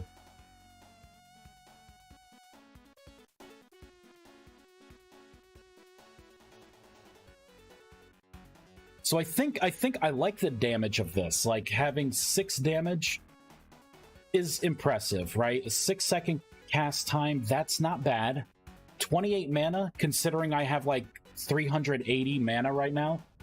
28 mana, that's a relatively low cost for a projectile. That does that much damage. I think what I need to do is bump it up just a little bit more. Rust Orb. So why don't I make it like... We'll try 12 mana. I like the cast time. The cast time is good. I think 6 seconds is more than enough for a long-range projectile spell. I think 6 seconds is pretty good. You'll be sniping things with a spell like this. You would probably want to use the cone, the burst, for like, you know, just running in and then just having a quick cast time to like, you know, shotgun blast something. Oh, what am I doing? I have to restart the game, rebuild and restart. Whoops. There we go. I think this may do it. The mana cost will be high enough to where it feels a little more like a, you know, I don't want to make one spell clearly better than the other. I want them to be situational. You know, it's like you'll do like 6 damage, takes 6 seconds to cast, but it costs this much mana, so you know you gotta make a choice. So 33 I think is a lot better. 33 for a faster one, or 44, right? A little more mana, it does more damage, but you gotta wait almost twice as long. I think that's good. I think that's good.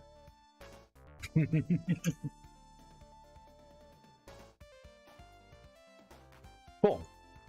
This we're gonna have to figure out the whole resist fire. I'm not gonna work on that spell tonight. There's a lot of other things to put in. But I think we're doing good. I gotta do the localization for this stuff, but that's not gonna be hard to do. I gotta create the model for this. I'm not gonna do that on the stream now.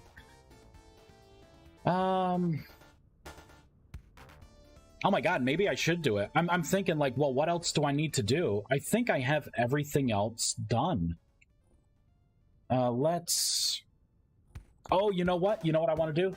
So now that I have these elements in, the particles that come off when you're like meditating and doing all this stuff, I want the particles to be unique depending on the offhand that you have. So I can have defaults, right? But I want them to be unique. So I think if you have the fire offhand, all your casting particles, even for spells that aren't being affected, should be themed red, yellow, and orange to varying degrees. Like these particles are what we're going to work on next. So that being said, let's do that. We're gonna close out, you know, I'm just gonna do a close all tabs. And I'm gonna clean this up a little too. Like, I don't need all of this here. I'm not gonna have to do anything else in the textures. I shouldn't have to do anything else in the blocks or the items either. I may have to do the localization, so I will leave that up. And I gotta go to my particle system, which is not here. These are all the spells.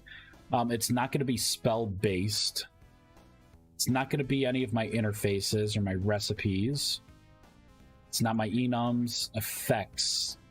It's not there. It's not in the abstracts. Particle, here we go. Particle system.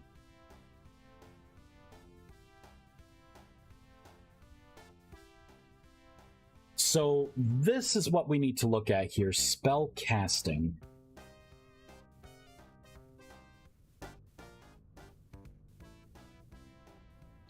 For now, I'm going to leave transmutation, like the innate spells. I'm going to leave those alone. Those are going to stay a certain color.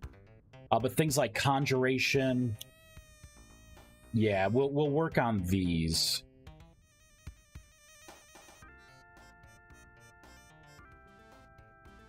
I may have to redo...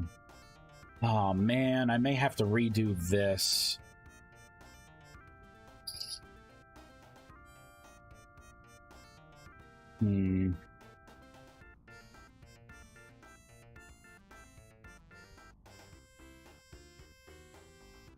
So RGB. I'm trying to think what the best way to do this. I think it's gonna play really well for like the role-playing style. Like, I think it would be cool. Like, hey, my particles are like fiery. Like, it looks like fire's around me because I'm doing a fire spell. You know what I mean? Or I have the fire totem or focus in my offhand. So I think it's gonna be a big quality of life improvement. Unfortunately, what I need to do is create, this is going to be a pretty big haul, pretty big lift. So let's do summoning first. I'll do conjuration because I think conjuration is going to be one of the easier ones, right? Because channeling, buff, offense, defense, enchantment, innate. So summoning has the least amount.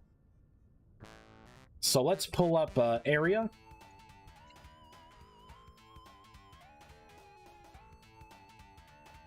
We're gonna go right up top here. Particle, spell casting, summon.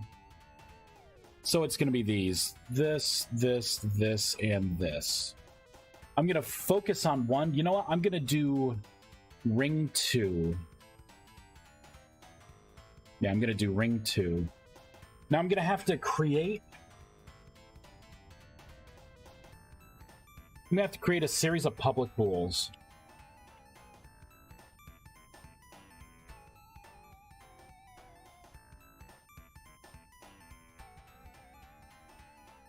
I'll do element, fire, red. All right, so I think I know how I'm going to do this. I'll do red, orange, and yellow.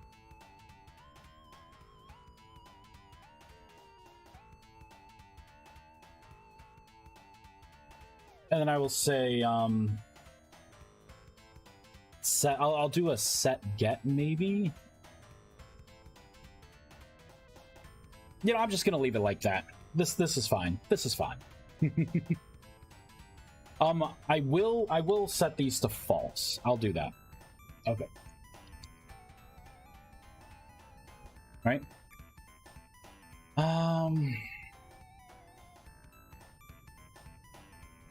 So this is going to be summon ring 2. So I'm going to come down to here and I'm going to say if this dot element. So I'll say red. If this is red, then we're going to push out an RGB value of pure red, which is probably going to be something similar to this.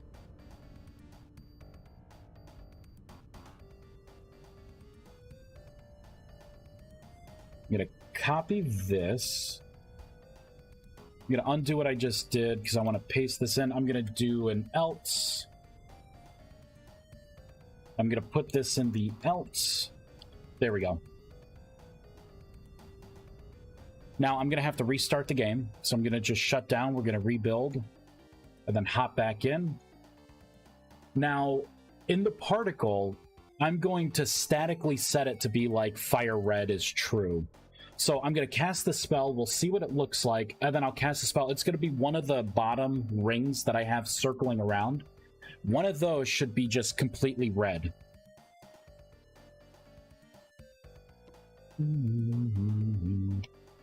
Let's pull up a conjuration spell. I gotta sit and meditate and we'll learn one.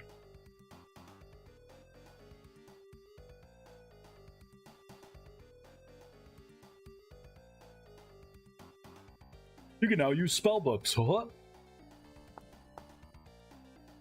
Here we go. Summon Gateway.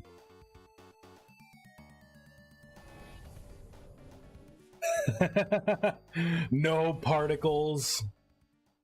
Wait, Summon Gateway. Although Summon Gateway should be working. So I messed up the particles.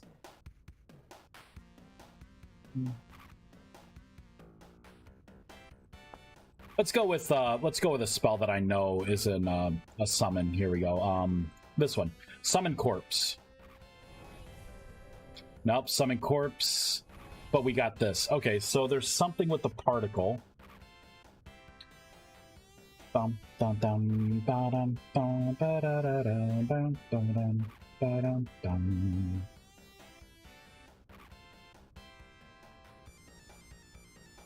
So this would be Summon Ring 2, Particle System.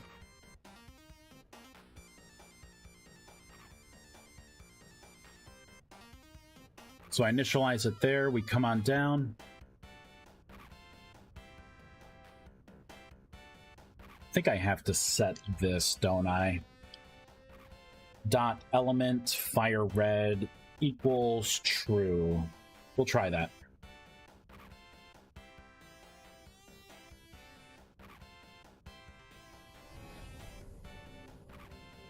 No, that's weird. I was doing this before.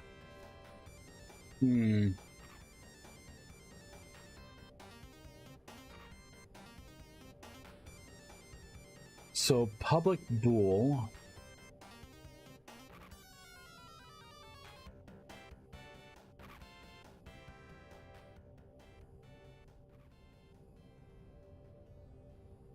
What if I put this right here?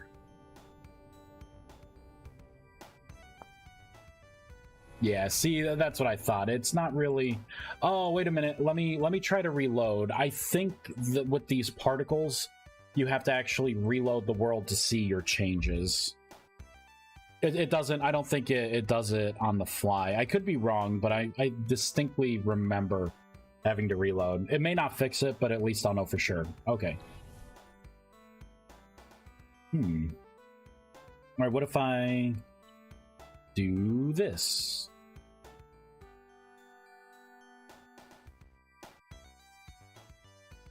You know, I'm gonna leave those.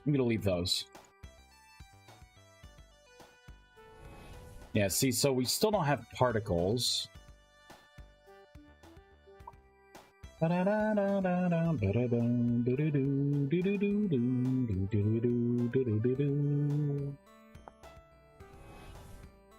No, still no particles there. This is conjuration. Is it really unhappy with the way I'm doing these bools?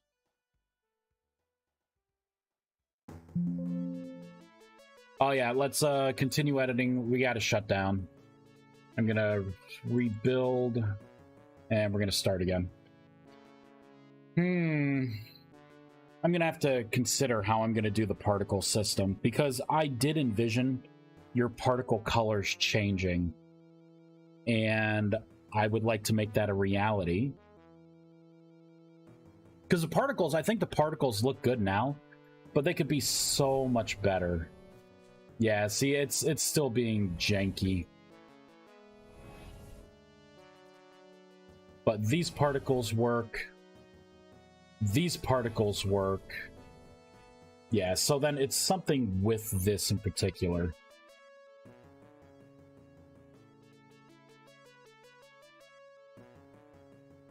You know what I could do? I could do a quick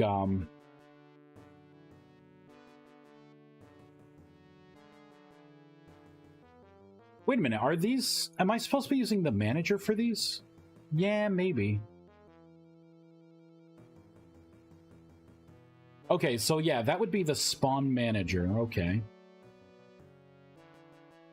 The buff rings. So then this would be the conjuration, right? So that should be... Oh, spawn channeling innate. Oh, that's why it's not working. It's not spawning the summoning. Shoot. It's doing the innate, which I'm not initializing here. Whoops. So this must have not worked since my last update. There we go. That's the summoning particles. I wanted it to look more like fire. So now that means I could put everything back. Ay.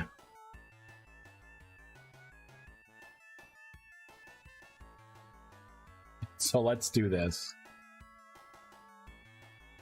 I gotta shut down. We're gonna save, rebuild.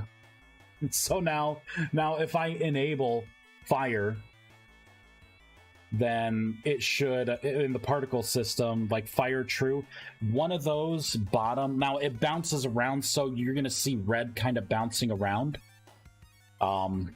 If we could do that, then we have hope.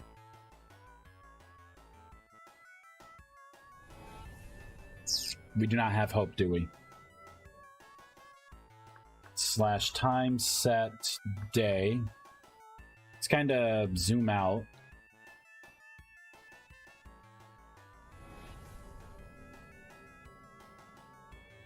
Some of them kind of look red. You know what? Let's go into here. Let's change this. Instead of making it all red, because it is kind of a red spell, let's do like green at 100. Right, so this is true. I mean, it is green. I'm just making them super bright. The particles at the bottom. I think that's what it is.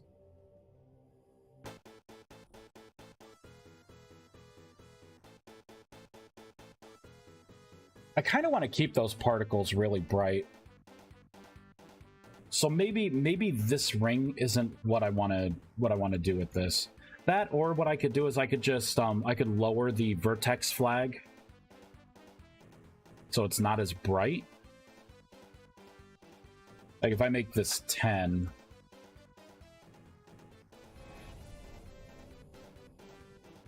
See, it is a little better now. But I guess you still can kind of see the green in there. Maybe Conjuration is not going to be the one. So I'm going to put the Vertex flag back to 100. Maybe Conjuration wasn't the best spell to begin doing this kind of stuff with. So I'm going to prune out everything that I just did. I'm actually just going to cut that out. And I'm going to put this back. Because really, it's like, what am I going to do for the Conjuration? I'll just leave that as is. We will continue editing. Just going to shut down. Okay, so let's work on Invocation. So let's get rid of that. I think I just call it Offense. Because I haven't done it yet. So that's the area. The burst, the point, and then the rings. I have a bunch of rings doing things.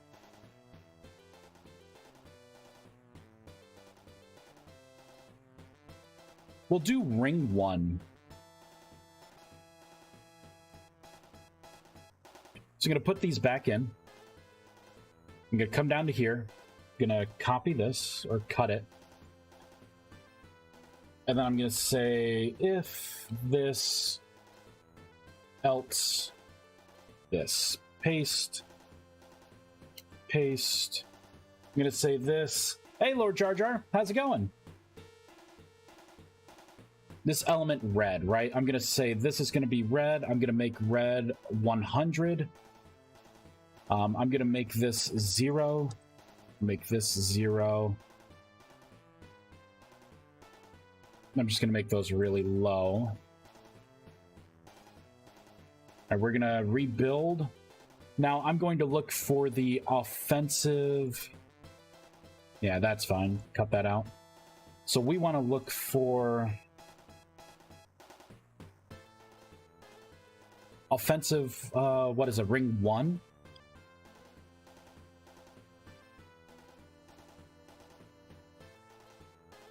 So this should make the spell have a red ring. One of the rings will be red.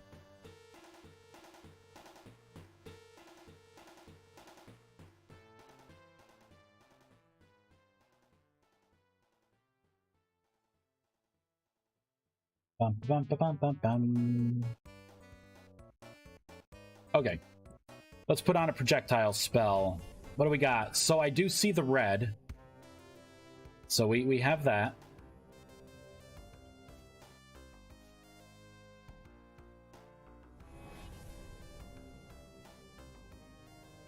All right, I think I can work with that. I can work with that. So maybe I can make both of those rings red. I can make the bottom one a mixture of yellow and orange, and then I have more particles, right? I have the particles that drift up. Those. You know what I could do?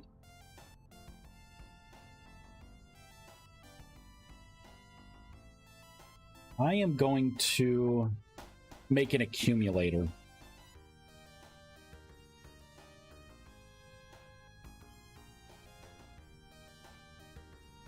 Because I wonder if I could do this. All right, so I'm gonna make a custom accumulator, and I'm gonna see if I can toggle the colors each time to a different color, kind of get like a rainbow effect. Because right now it's all like static. So let's create a new variable. Instead of 1 second accumulator, I'll call this 1 second accumulator offensive. Doesn't matter. Does not matter with the least. I do need to initialize it though. Let's have it equal 0. I'll do this dot, right? Because I'm using this accumulator in a lot of places, so here we go. The offensive skills, right? So this is invocation. Now I'm going to put my own accumulator here.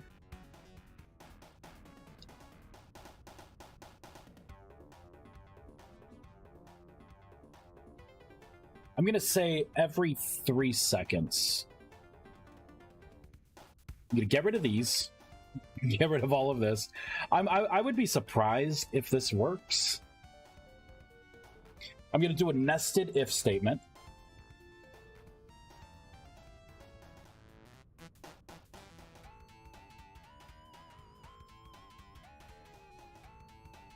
There we go. So it's going to look to see if it's 3. And then it's going to look to see if it's 2. And then if it's going to look to see if it's 1. At 3, it's going to reset and it's going to go through everything again. Now we are going to go back into this ring, which is right here. So I'm going to have a red, an orange, and a yellow. So down here, and I'm going to be very surprised if this works. I'm going to be very, very surprised. But I'm just curious. Because if it does work, it's going to make the particles look so much better. If I could spell yellow. Yeller. Okay, let's pull up, because I'm a little tired. I'm not going to do the whole color wheel in my head. So to get yellow...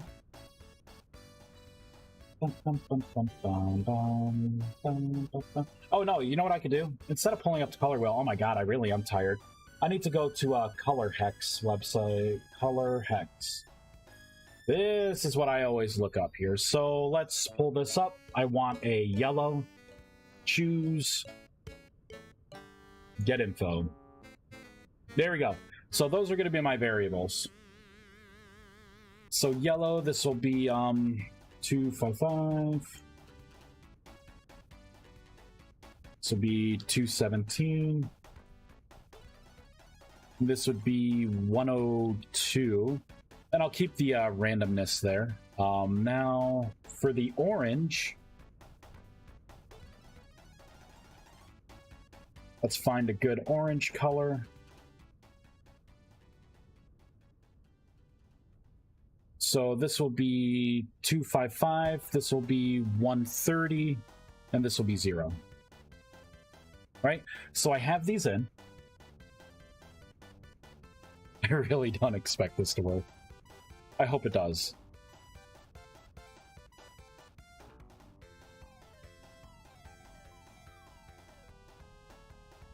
paste, paste, paste, right? So I'll have a red, an orange, and a yellow. So I'm gonna copy this, paste, paste. So this one will be yellow, so false. False, F-A-L-S-E. This would be false. And this one will be false, so then this one will be false and false. So as it accumulates, it's going to turn a certain color on, and then it's going to do it in a repeating pattern every time it's spawning this particle. All right, so that's not the spell. Oh, what do I think it was? It's not doing anything. Uh-oh. Let's try to shut down, because I don't remember if I'm a little tired, so I don't remember if I actually made the couple of variables or not. Maybe, maybe not. All right, so it's built. Let's start again. And this is indeed offense. Yep, offense ring. Which is invocation. So this is my invocation spell. And again, I don't have to do this. I think the particles look good, but it would be nice if they looked better.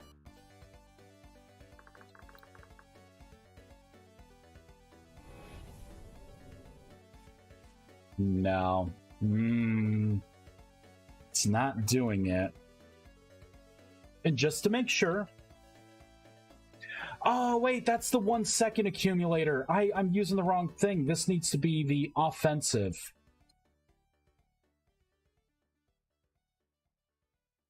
So let's accumulate the offensive accumulator. Yeah, of course it's not going to go to any of these, because it's going to hit 0 once it hits this. Oh, geez. Come on, Vice. There it is. Okay, so my colors aren't working right, but... And it's not really accumulating the way I thought it would. I mean, it looks a little more random.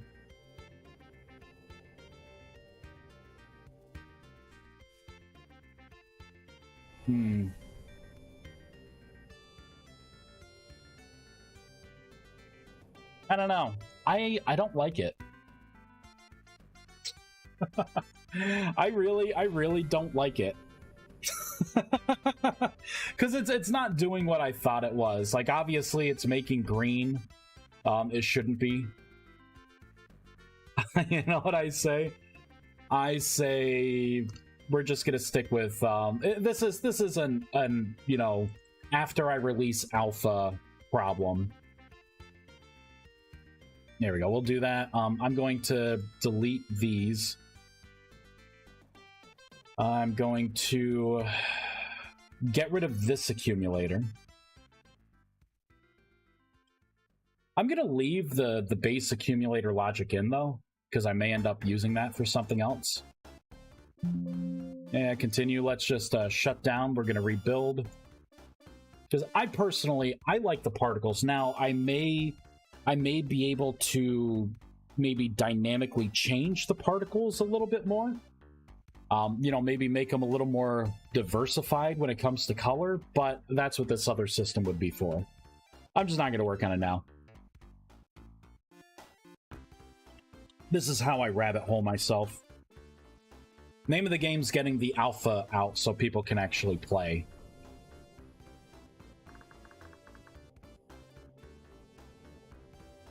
So, shoot a big old chungussy fireball. Boop. Let me double check here. So 12 points of damage.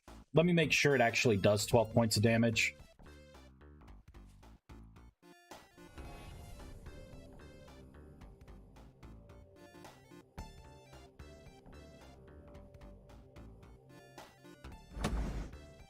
Ah, that's right. Durability's different, isn't it? Yeah. Durability is going to be different than what I'm doing.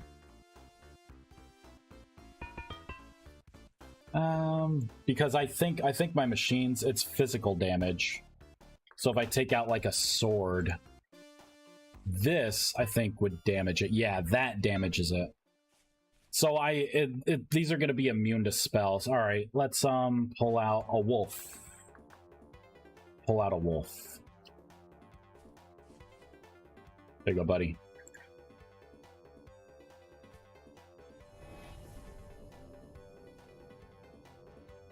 Don't you walk away from me.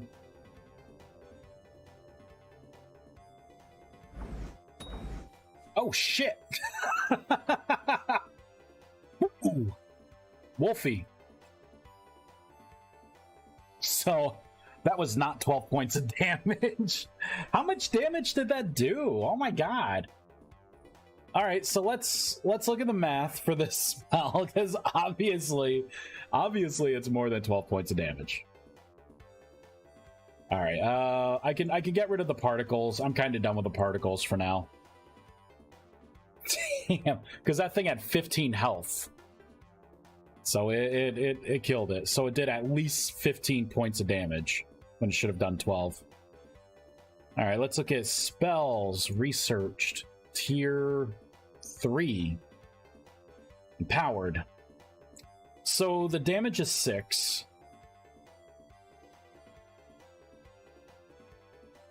And then I'm taking the damage and I'm multiplying the damage by my oh shoot. Oh, that's totally wrong. So that would have multiplied, that would have done 24 damage because it would have multiplied it by 4. I need to get the there's another thing, another way I'm calculating this. We need to look at base spell. I need to get the modified, adjusted player magic tier. This is what I want for the projectile. Okay, so yeah, that was totally my bad. My bad. Alright, so I just need to pass in entity player, which would be by player.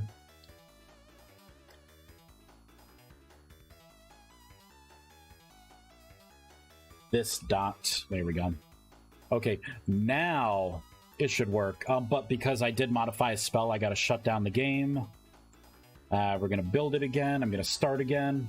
Now it should do 12 points of damage and not 24 points of damage.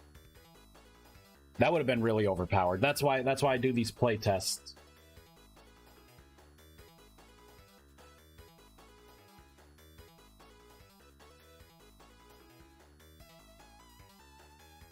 Okay.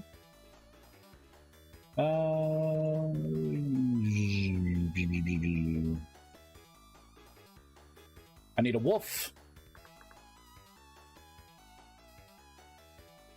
There you go, buddy. Time, set, day. Yep, so I'm gonna hit you with a fireball. So sorry. You'll live. You'll be a little singed, but you'll live.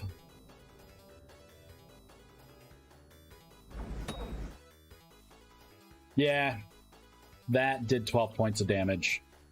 So you can be pretty far away from this thing, right? Like outside of its range. You could just, as long as you can be uninterrupted, you could snipe this thing.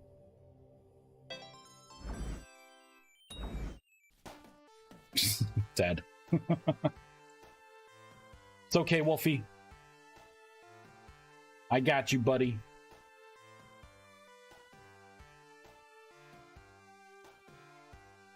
I guess I get to test the range on the revive spell. There's revive. So I should be able to revive from this far away. Yeah, I could do it from this far away. I think. It's supposed to be 10 blocks. So I think this is within that 10 blocks.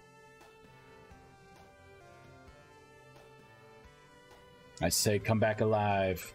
Boop. There we go. Yeah, and it's slowly gaining health now. Awesome.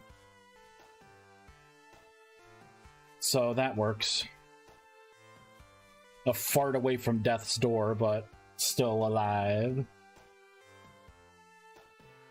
All right, I guess I'll work on some of the low-hanging fruit. I have to get the localization done, at least for the new focus item. I gotta come up with a model for the new focus. Oh, I get to hide all this stuff again. Lucky me. Item types.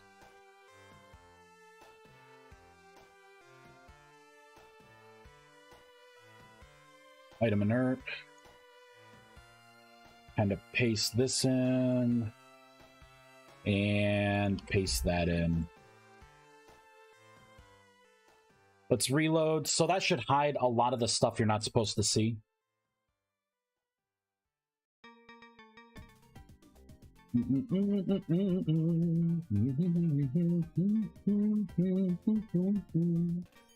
getting hungry.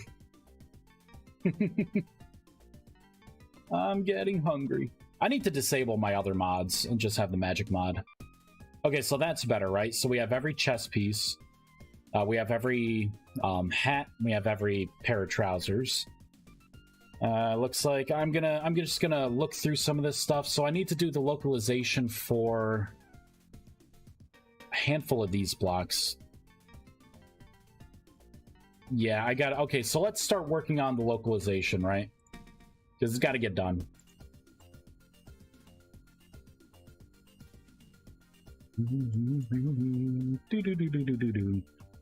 Let's go down to the blocks. There we go. So here are our blocks. Oh, yeah, it's set for the old stuff. Okay, so instead of normal, this should be none. New none. No none. There we go. None. Rust doesn't exist anymore. So we have fire, frost.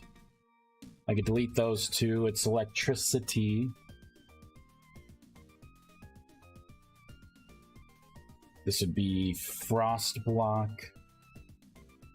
Instead of ice, I think it would be gravity. So the gravity block. Then we have the heal, which would be heal block. This would be poison. And then I can delete those two. I'm going to copy this. We're going to paste it in here. I'm going to copy bricks.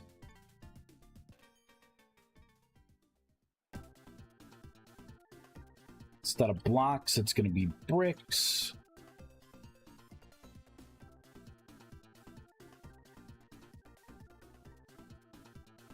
Here we go. So I can delete that. And then I believe the crystals, right? No, it looks like the crystals I may have done the localization for. Nope, not all of them. All right. Oh, because I didn't do normal. It should be none instead of normal.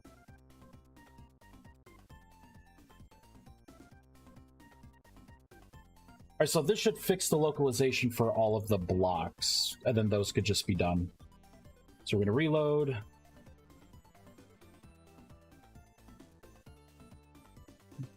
I'm looking forward to getting this mod out.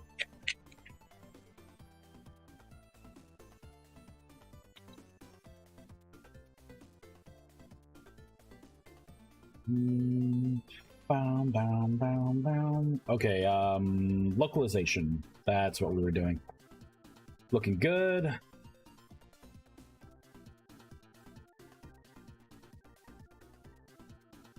So far, so good.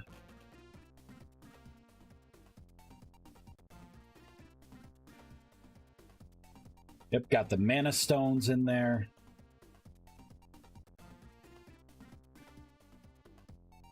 So far, okay, so the focus we need to do, I'm just going to double check everything else. I think all the spell books, all the staves are good. Yeah, this is all good. Let's go further down. So Arcanus.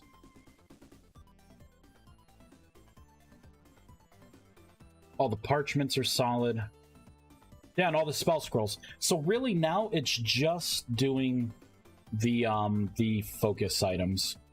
So let's create some localization keys for them. You know, I'll put them right after the spell book. There we go. I'll put them right here. So there's going to be tool focus dash. It's going to be the element. So I will do like fire. Now, I don't think I'm going to do multiple tiers of this. This is more of a consumable item that Rust mages will be able to make, but anyone could use. It's going to be similar to like the sling, right? Like, what is it? The malefactor can make the sling, which is great, and then they could just pass it off to other people. So a Rust mage could make a focus and then just pass it off to other people. And then they can use the focus till it dies. So yeah, I don't think I'm gonna make any tiers for it. That's basically just what it is right there. So now for the name, it should just be a like fire focus or fire magic focus. Should that be what it's called? Should it be a magic focus? Fire focus? Fire magic focus? Not sure. So that would be frost. I'm going to go ahead and just delete these out. 3, 4, 5, 6, right? So we're going to have frost. This will be ELECTRICNTY. Electricity. I feel like I'm spelling wrong. ELECT. Electricity. Yeah, that should be right. Yeah, it shows up in numerous places. Unless I'm spelling it wrong everywhere. That's fine. So we have gravity. This will be heal. And this will be poison. Here we go. Yes, yes. We're going to fireball this in. I'm going to reload. So that should be at least the first name on all these items. Should be good. Except for the none. I'm not sure if I'm going to have, like, none in there. It doesn't make sense to have, like, a none version. That's just adding an extra item. That's not useful. So I'm going to get rid of it. There we go. So poison magic focus. That looks good. Let's go into the focus. And all I have to do is just delete that. None. What was I thinking? Putting a none in there. I wasn't thinking. I want some food. Do-do-do-do-do-do. You know, I sit here, I'm looking at the clock and I'm like, it's 10:35. And I didn't order Taco Bell. And then I'm thinking, like, I wonder if I could get it, like, DoorDash to me. If I just place an order. Taco Bell's open late, right? But then I'm thinking, like, how sad would it be? You know, it's like late at night. I'm hunched over, you know, just like streaming, wolfing down Taco Bell like an animal at the sink. All right. Oh, that's right. I wanted to check we're doing localization. So here we go. So fire magic focus. So I have all the magic focuses. Now we need to look at the localization keys here, and I gotta think about the information that I'm gonna tell people. I should say, first of all, let's pull up the focus.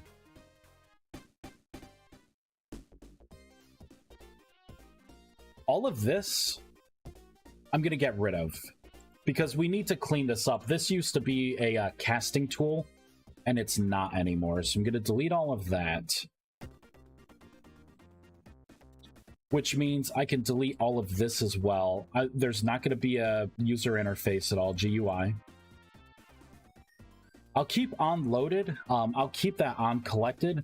This is basically the only information. I don't even need this anymore because it's not really a main hand item. So I'm going to get rid of that as well. I can get rid of checking available mana. None of this matters. Get rid of all that. I don't need to send a message to the player. Do anything fancy.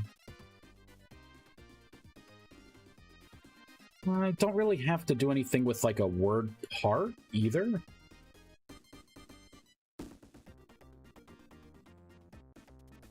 I could maybe do something with the last code part, but even then I don't really need anything.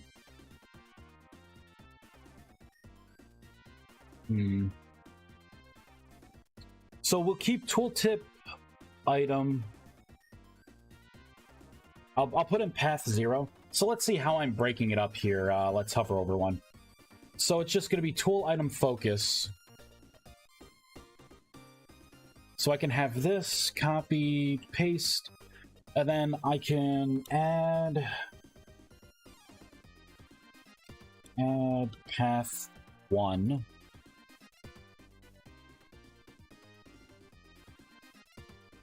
And I can say, change element to. There we go. So I'm only going to have 2 localization keys. I'm going to delete all of that, and I'm going to delete all of that. I'm going to save this, so I'm only going to have 2 keys. Oh yeah, we're going to continue. I have to shut down. We'll bring it back up. Because I deleted a bunch of methods. Again, whenever you create or modify or delete like a variable outside of a method or a method itself, then you got to restart. There we go. Rebuild and start. Man, I'm starting to get really tired, and I don't want to drink any more of this Code Red Mountain Dew. I'm feeling thirsty.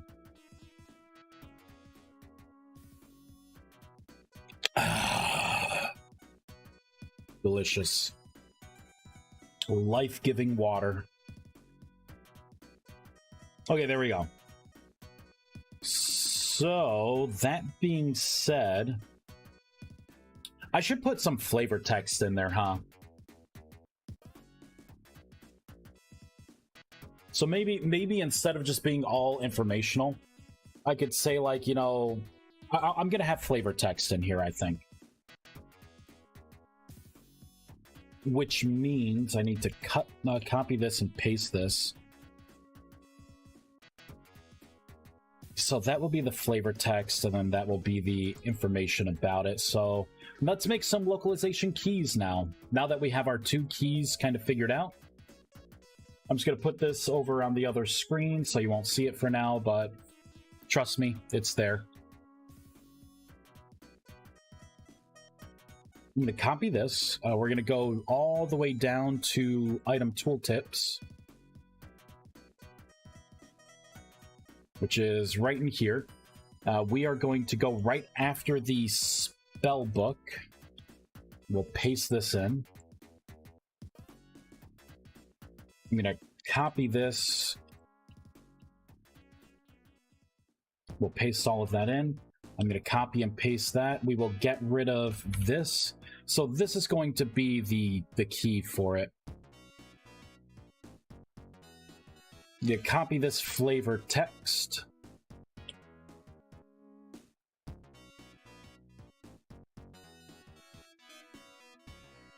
I'll say an offhand focus that can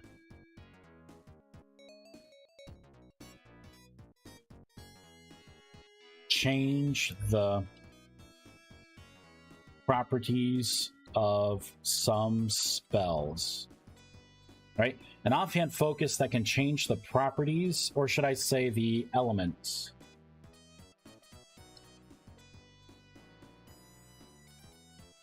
The element, or so it could change the elements of some spells.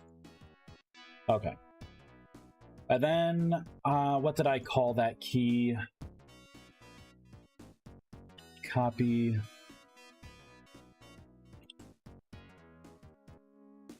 So this is the other key. And then I can say, or I could say, hold in offhand to change spells into the fire element. I mean, is that redundant? Saying something like that? An offhand focus that can change the elements of some spells. I could say of spells. Change the element attribute. Right? Or I'll say element type of spells. Hold in offhand to change spells into the fire element type.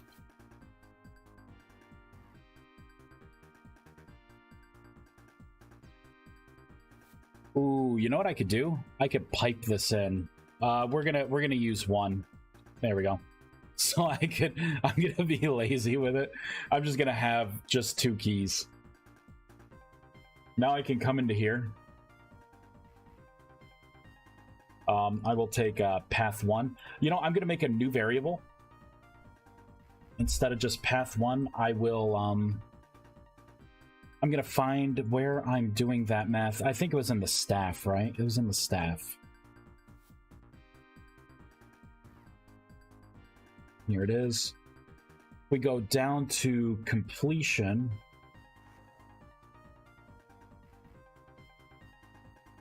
Right here.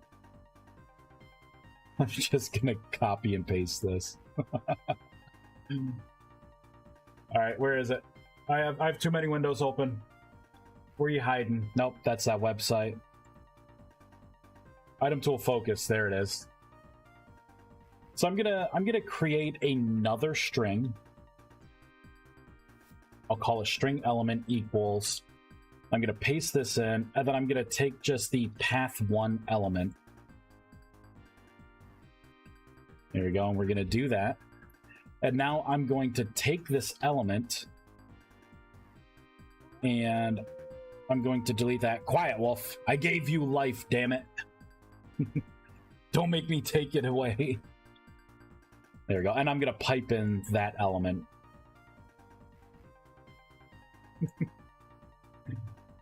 All right, so let's reload. I did fireball it in, right? I saved. Yep, we're good.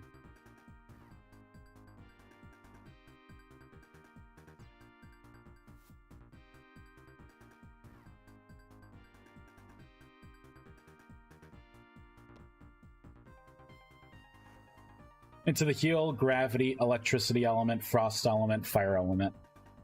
So an offhand focus that can change the element type of spells.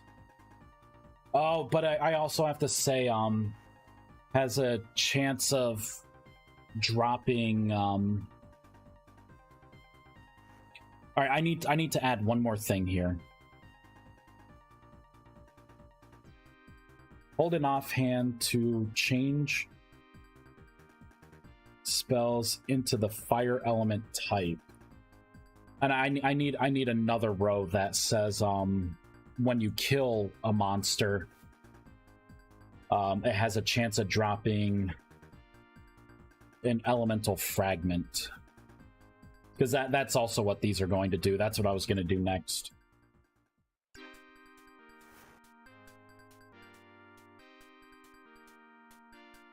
There we go. So then drop fragments.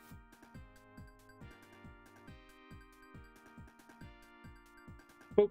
I'm not going to pipe anything in there. We're going to copy this, paste. I'm going to copy this. And we are going to paste.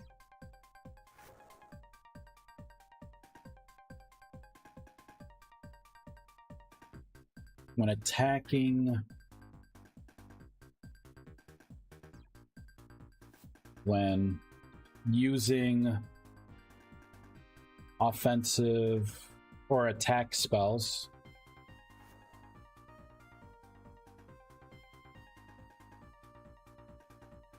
elemental fragments can drop from the target.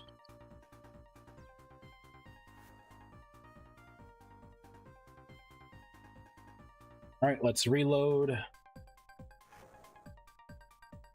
We'll see how it looks. I think it's going to be a lot of text. I may not want to space it out. I may just have it be like 2 sentences, right? You just kind of read the paragraph and figure it out. You can read. I trust you got this far by reading.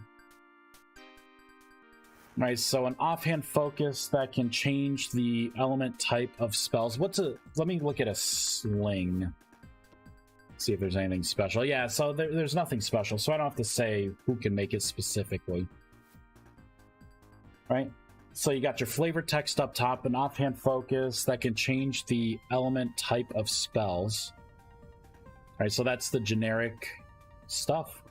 And then hold an offhand to change spells into the gravity element type. When using attack spells, elemental fragments can drop from the target. I think that's pretty good. Wow, I got the localization done.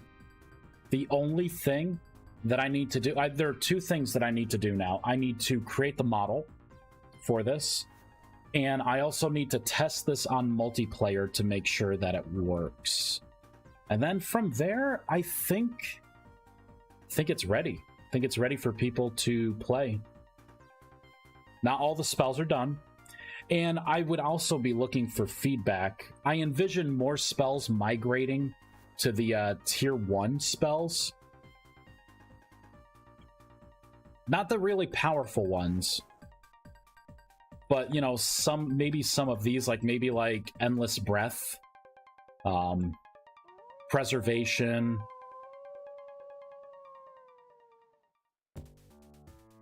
maybe Nourishing Aura.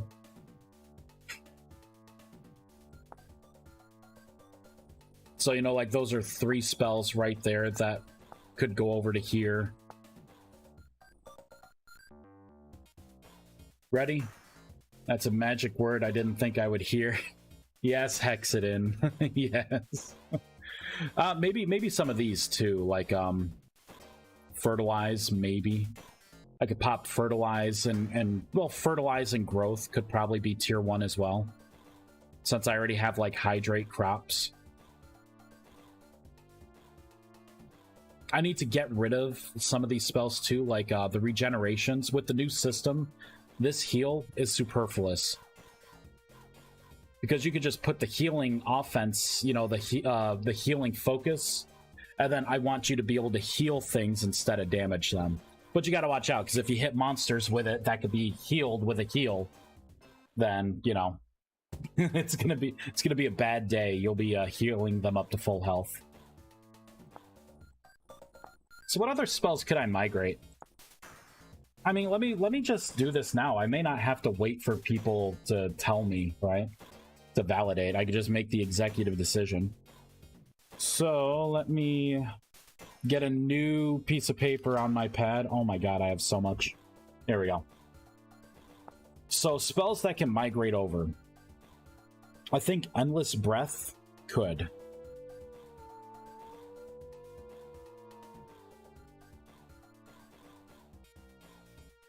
Heal needs to be removed.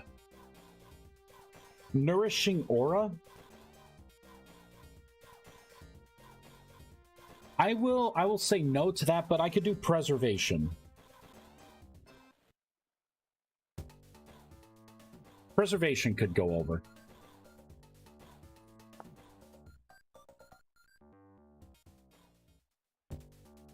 True Spawn, I think I'm going to get rid of that spell for now. That's going to take some complex stuff to do. Because ideally, I want you to cast the spell, and it points you into the direction of your bound location. but I would have to do a conversion of the player's y'all to the Manhattan, you know, position, right? So I think, yeah, preservation restores the freshness. So you could have crocs and stuff in a square, and then you can cast preservation, and it should hit them all, and it will increase the freshness of your food for a certain amount. Now, of course, it gets better as you get higher up in your tiers. All right, so let me go through some of this stuff. Let me prune out the spells that I should have pruned out already that I did not.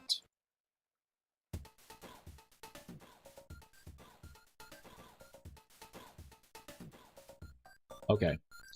Heal needs to go. We're no longer going to use heal in this sense.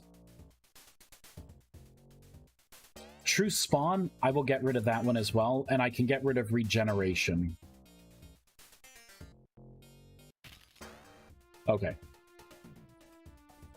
Tier 3 spells. I believe Fertilize should be probably Tier 1.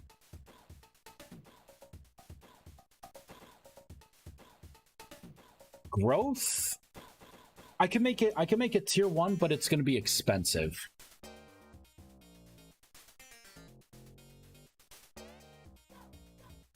Levitate, no. That's going to disappear. All the summons, no. Velocity, hell no. Water walking, no. Yeah, so that's going to take a lot of things out of here. What about anything here? I think these are all, like, really good spells. I do want to get rid of this spell, too. Locate Treasure. That one, I was thinking about it, because really it's going to imitate the treasure maps that you can get from the vendors. The travelers, traders. There we go. But that, I mean, using that for mana, that's really cheap. Like that was a good idea, but in practice, nah. I don't want to take away from like the base game, right? And I got some world magic. All right, I am going to migrate these spells now. So we're gonna have to change some tiers. Let's pull up Fertilize, Growth, Preservation, and Endless Breath. To change these, I just need to change this. So I'm going to change their tiers. I need to figure out the mana costs and the cast times and everything.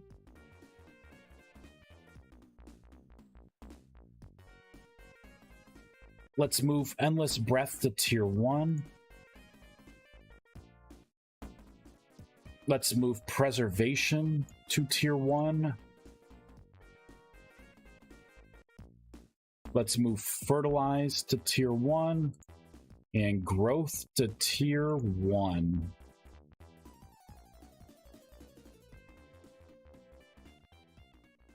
Okay. Let's reload and take a look at the spellbook. Because again, if everyone could be a Tier 1 mage, I want to give people as many spells. Like, I don't want it to be a huge penalty that you're not a Rust mage. You should still get a lot of spells, but the Rust mage can just be better at those spells. You know, and they get a couple of the really good ones.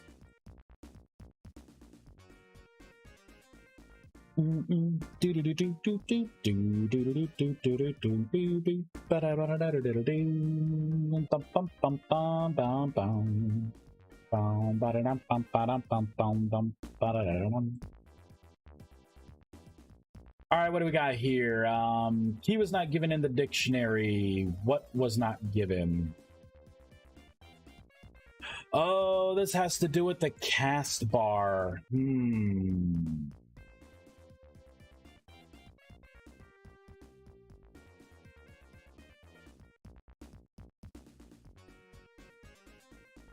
Oh, I had heal. I took heal out. That sucks.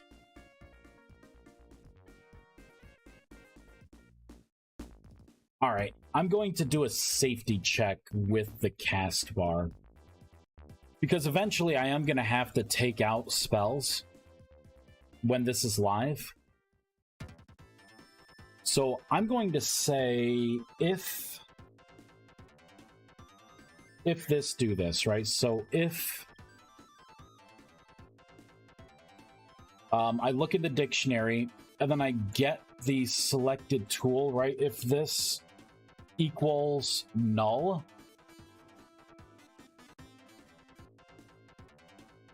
then I'm going to set the string.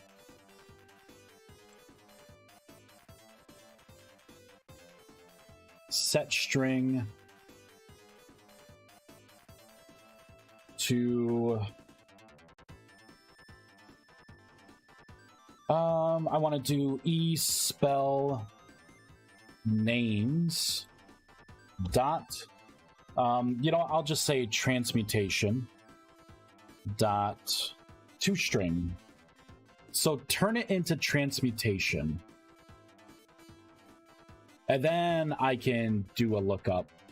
So I'm just going to shut down. We are going to save, build, and start. I think I'm going to have to do this 2 more places if this works.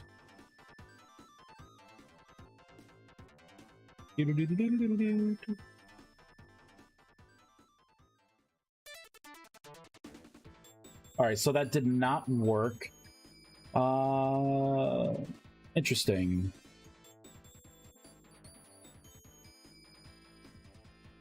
Given key was not present in the dictionary.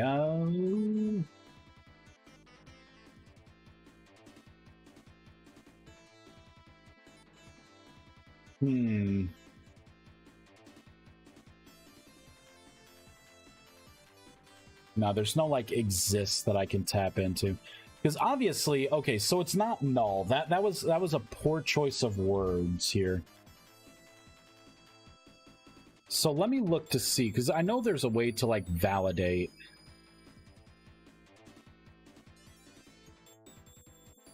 So, Rustbound Magic, get full dictionary.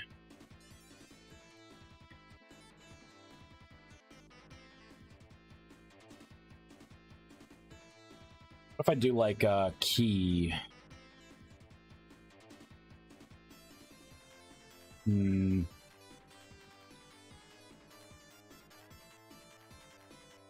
Okay, I could try and get keys, so I could do a contains. Determines whether the key contains an element with a specific key. Remove all by key contains key.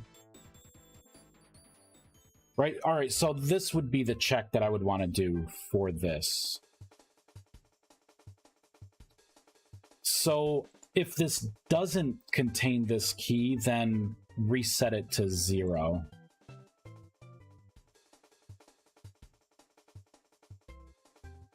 Alright, let's shut it down again.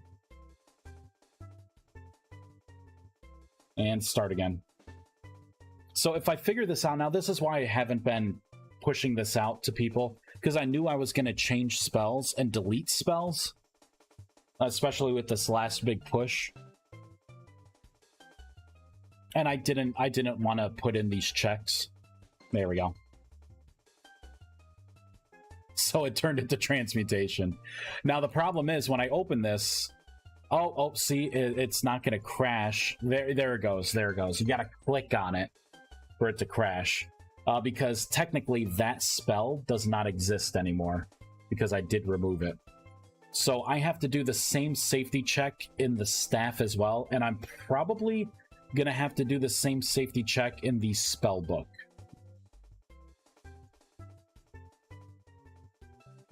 But it's not a big deal, because I can just do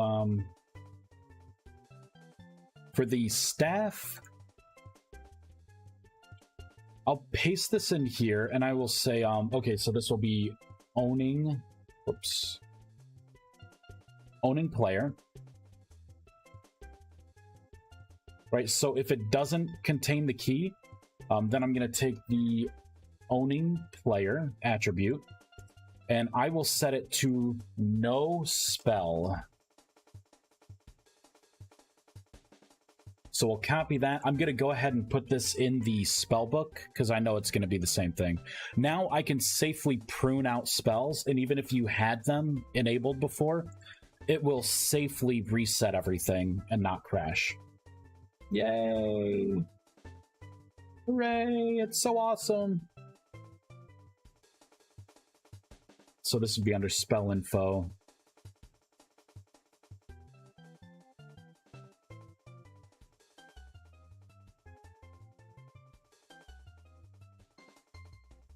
So I think I want to do this.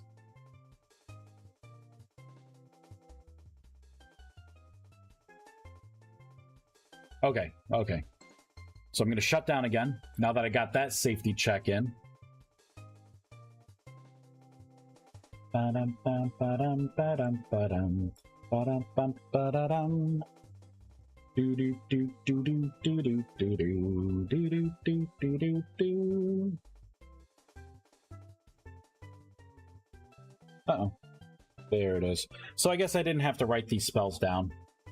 I ended up making the change anyways. Alright. So the spell is technically there. If I click on it here, it probably will get upset. Let me just look at the spell book.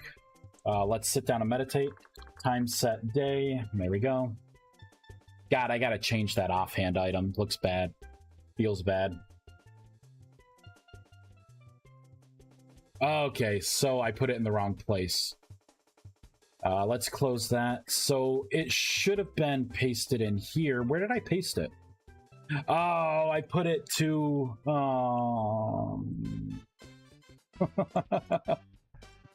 Magic tier, and then the dictionary, get string. Okay. So, let me shut down again. Rebuild, and start. Now I should be able to open the spell book.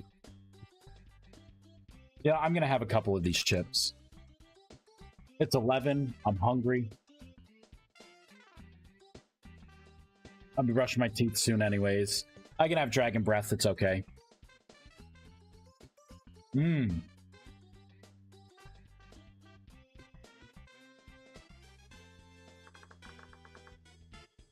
Oh, it's good. Totally worth it. No, it still didn't do it. Why is it unhappy? I see that it's not in the dictionary, but why?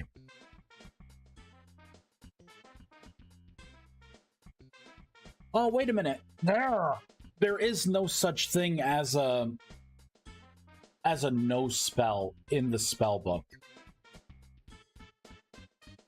Shoot.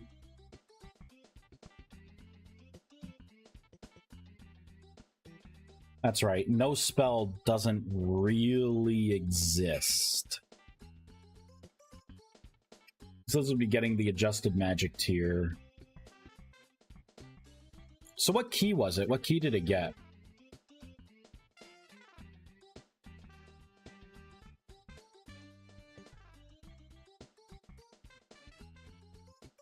Owning entity, watched attributes, get string. Oh, selected spell slot to modify. Shoot, that's the that's something different than this.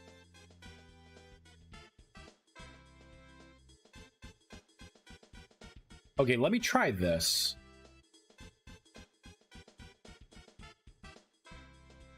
Yeah, because that turns out to be this. Okay. So we're gonna stop again. Ba-dum-bum, ba-dum-bum. Let's eat more chips. Yum yum yum yum yum yum yum yum yum.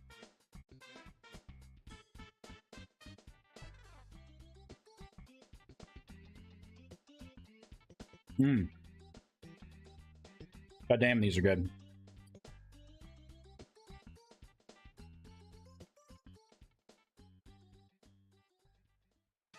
There we go. I'm not even gonna reset the world time.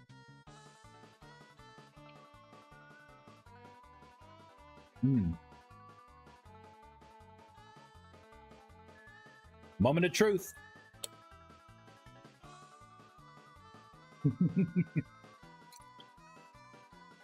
Still exists here, though. And if I click on it, it's going to crash.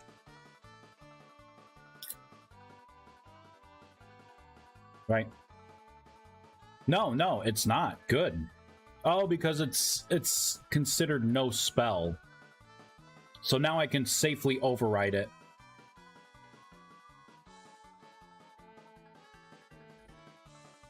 I'm gonna shut down. I'm going to again rebuild. Yeah, that's fine. Now I'm gonna check to see what happens. I think it will crash if you go into the staff. You click on it there.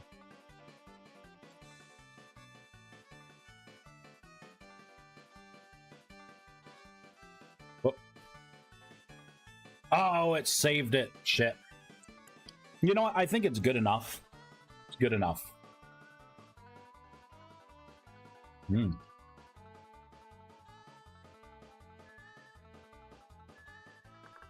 These chips are all over my keyboard.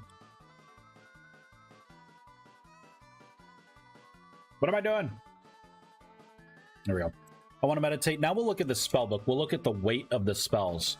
We should have, I mean, tier 1 should look a little more impressive.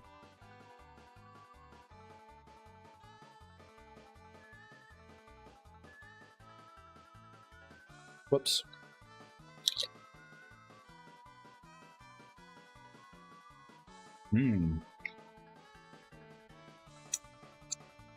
Yeah, it's good. Right, so it goes into the second page now. Before it just kind of stopped here. Tier 2 spells. Again, second page, but not bad, not bad. Tier 3 spells, it's limited. But some of these are really good, like Velocity is stupid good.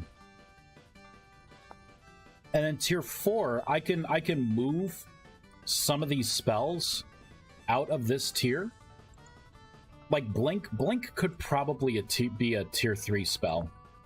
I think that would be fine.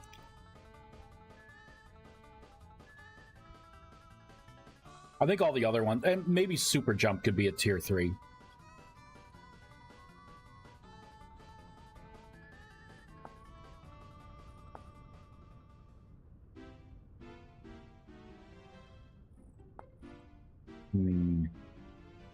Maybe. I'm just kind of looking at it and I'm like, maybe I could do that. I still have to make the Blink spell. Some of these spells, like, I got all the buffs. I have some of the spells. Duplicate. I'd have to do that. You know what? Why don't we make the duplicate spell?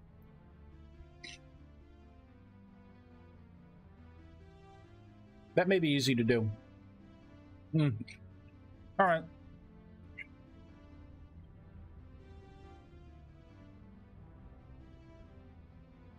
I had my little snack. All right, let's create duplicate. So we're going to create a copy of a target NPC.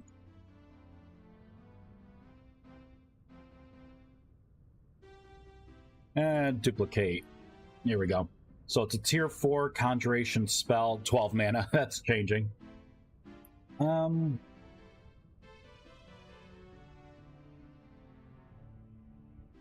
think what I would want to do... Let's look at the revive spell.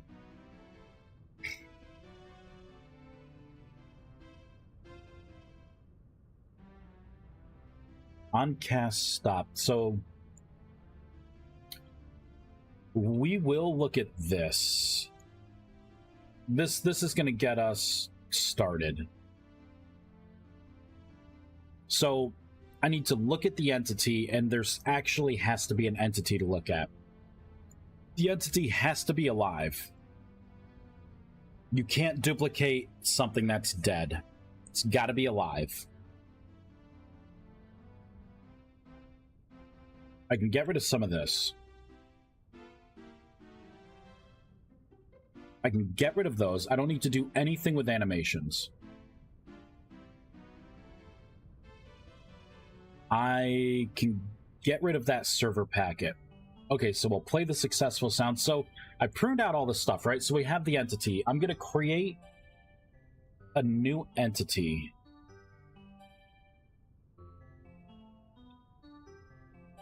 I'm gonna look to see.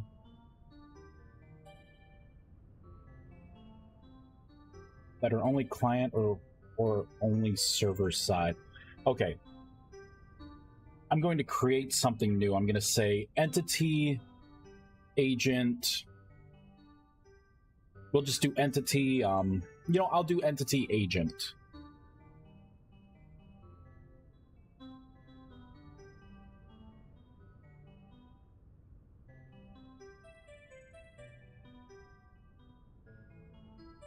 I'm not going to do entity agent. I will do entity. Test equals this. Let's show fix. Oh, come on. I hate when it does this. There we go. Show potential fixes. I just want to pull in entities. I can say test.attributes equals the selected. Oh, you know what? Why am I making this harder than it needs to be? I don't need to do any of that crap. I could just do by entity dot world dot spawn entity select. I can just take a snapshot of it. That's so easy. The cast time for this, I'm gonna make it a whopper. It's gonna be a 30-second cast time. All this other stuff doesn't matter. Mana's gonna be a whopper too. It's gonna cost 180 mana to duplicate something. It's gonna take most of your mana pool, but you will be able to create a perfect copy of whatever it is. Yes, stop debugging.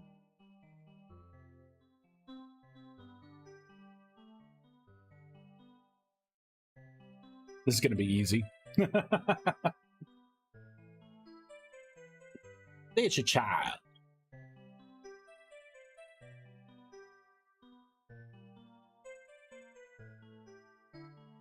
I'm gonna have to go to bed soon. Alright, so that's the duplicate spell. It is conjuration. Alright. Let's duplicate. There you are. Now I'm gonna have to make a fence.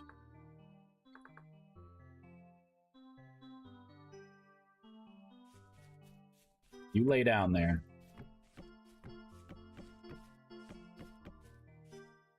There we go. You can't go anywhere.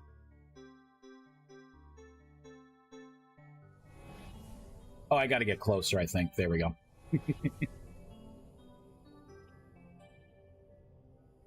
Unique items, steel plate armor, blocks of gold. I have no idea what you're talking about, Hexadin.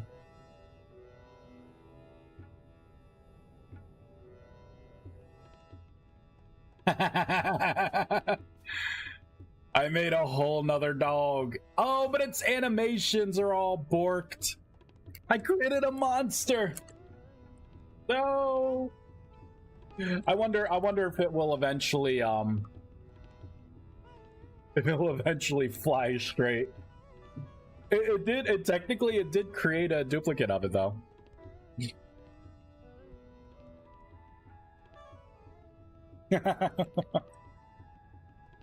Created a goddamn monster. Man, these chips are good. Damn. Well done, past Vice. Well done. Alright, I'm done eating them. Done eating them. I just wanted a taste of their glory. Oh my glop, the monstrosity, yeah. You can't duplicate. Technically, the way the spell is right now, I can.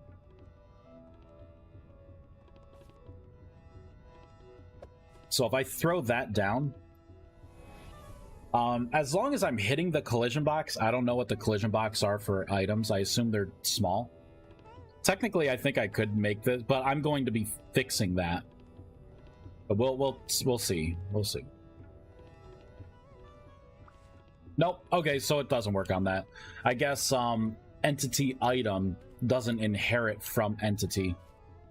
All right, you. Are you the broken one? All right, all right. We're gonna create another pen.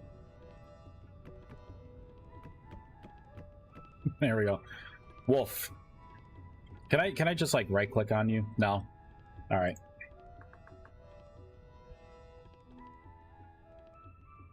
All right. You are working fine. Let's go back into the spell. You know what I probably have to do? All right, I think I know what I have to do. I can't do a direct thing. What I can do is I'm going to have to create an entity. I'm going to lock it to entity agent. So the entity is alive, and this is entity agent. I'm going to do this check first. There we go. I'm going to do it like that. I will say new entity equals, and look at it. It's trying to help me out. What I'm going to do here is I'm going to stop animations. So I'm going to go into animation manager dot. See, is there like a stop all animations? On animation stop now. Let's look at what we have here. Dispose. Get rid of all animations now.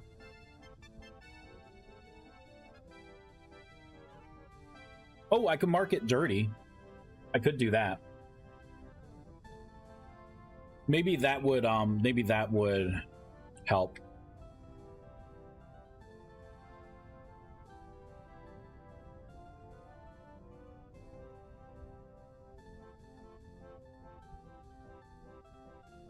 So I could do that, and then we can try and spawn it in. That way, maybe, you know, I'm just trying to like update, because obviously, like, if it's in the sitting position. See, like right now, it's considered like walking. Look at it pushing me around.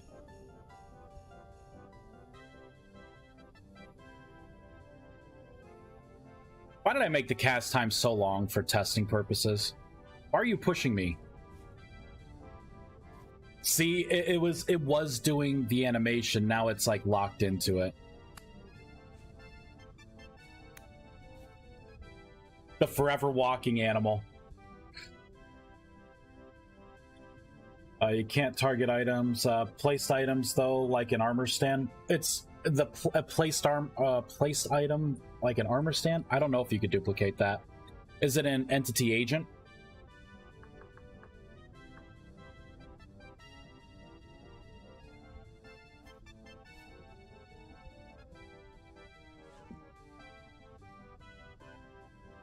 I hope to God this doesn't work. Come on, man. It's a fun spell.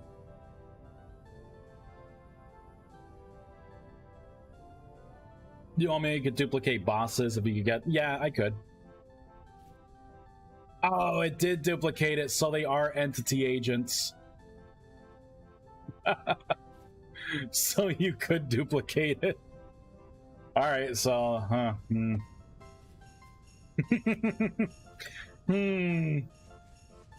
Armor stands, apparently they are entities. Look at that thing just moonwalking. So... we got this, right? Okay, okay. So I could spawn the entity.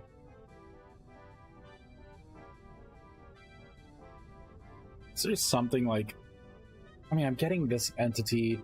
Entity dot... what?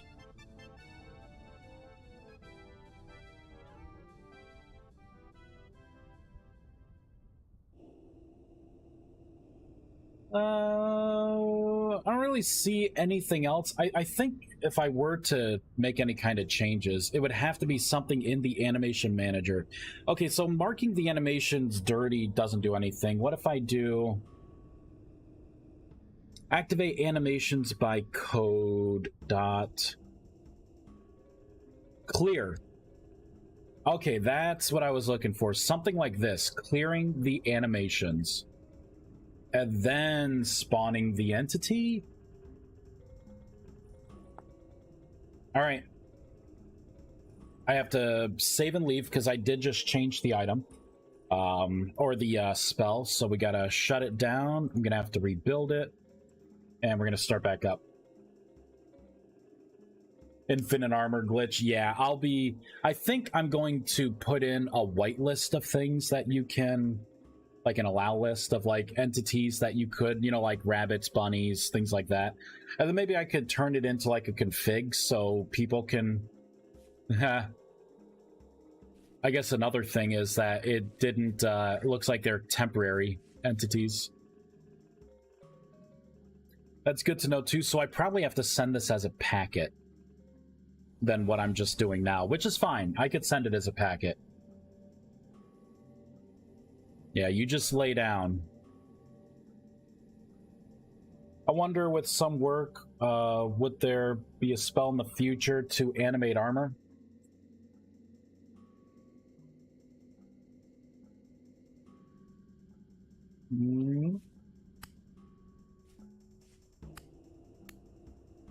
See, it looks like this thing just doesn't have a brain. So even though I duplicated the entity, I didn't really duplicate it. I think I only did it on the client. That may be what I'm doing. I may only be doing this on the client. Because if I log out, log back in, that thing's going to disappear. So it means the server is what I think runs the AI tasks. Alright, so will there be a spell in the future to animate armor, basically making a golem of sorts with hit points based on the type of armor? Probably not armor. I do want to have a pet system, but yeah, I don't think it would be like an armor stand animation thing. I would use like beasts. I would use undead, like skeletons. And I would use elementals, the elemental monsters I'll be making for my game. Let's try and turn this into a packet. I think that may fix all the problem. An armor stand familiar would be pretty awesome. Yeah, but you know, I'm not gonna animate the armor stand. You know what I mean? Like I'm not gonna animate an armor stand and go through like all the modeling and stuff for it. As that's no. Unless they already have animations, in which case maybe. Maybe. Alright, I need to create, well, I gotta create a new packet. So let's pull out the handler, the message, and the proto contract. So for the proto contract, here we go. Spell hydrate crops. I'm going to put it with the other spells. So I'm going to paste this. So this would be spell duplicate. Spell duplicate. I think that's just good enough. I don't really need an XYZ position. You know, I should have it in. Because I can get the XYZ position. I'm not going to do it as an int. You know, I could do it as an int. No, that's fine, that's fine.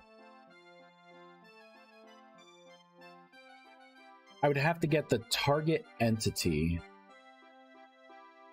So I guess I would need an int to get the entity ID.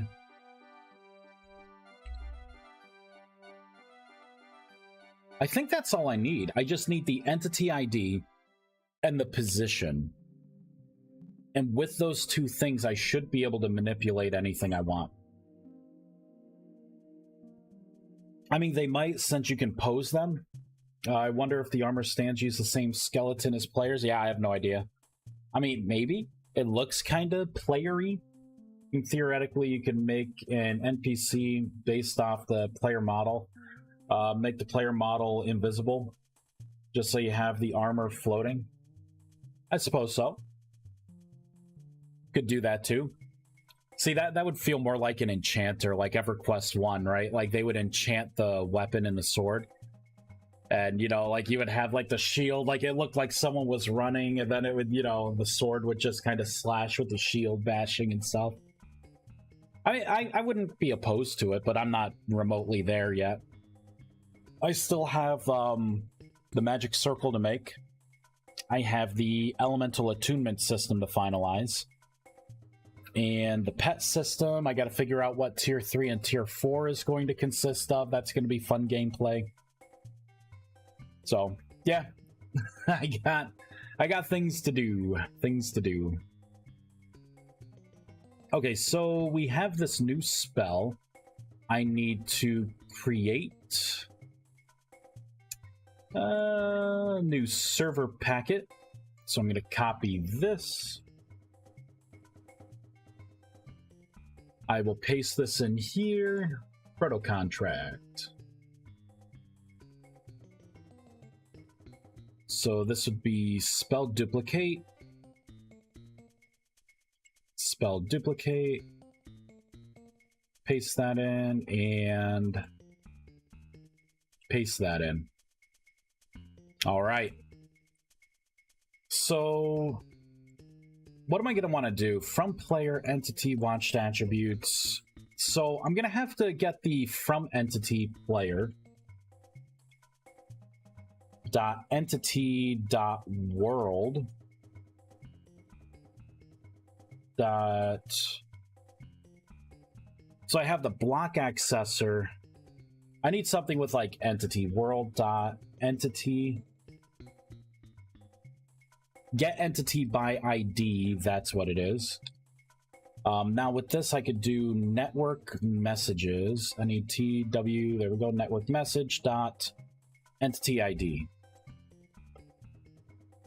I'm going to create a variable. This will be entity agent test equals. There we go. So I'm going to take a snapshot of this. Oh, entity to entity agent. Okay, so it's going to have to be this. Okay, perfect. Now I can get the player world dot spawn entity test.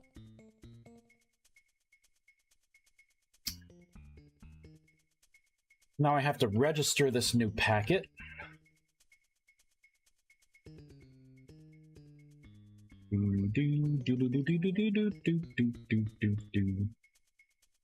Alright, paste that.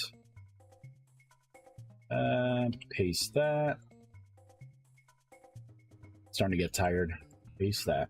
I can feel the brain slowing down.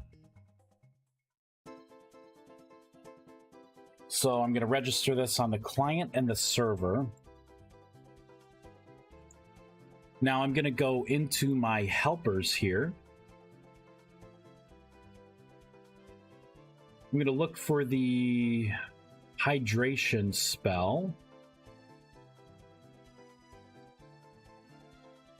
Come on, where is it?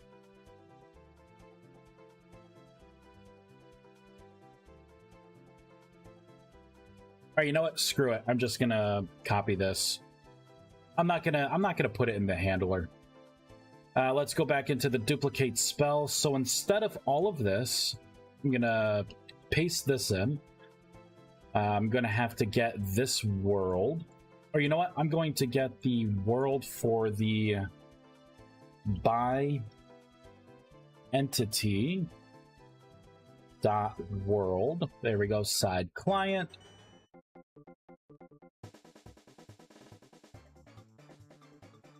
Gonna copy that. Kind of undo what I just did. I should have done this. There we go.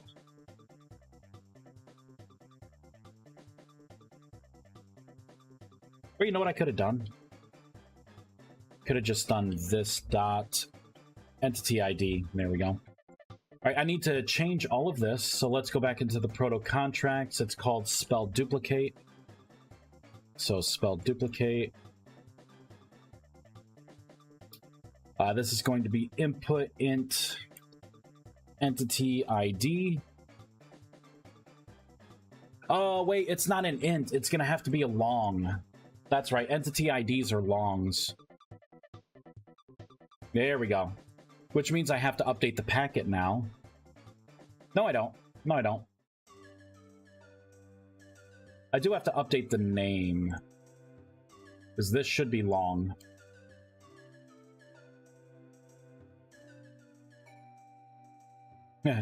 Hydrate! Found it! Trader with a specific color clothing will look properly menacing. They already have AI, yeah. They have animations too, definitely. There's actually a lot of animations. I did look at it. Just my own curiosity. I think it was when I was creating the hollows in my monsters mod. There's a lot of animations that those players have. Not the players, but the traders have.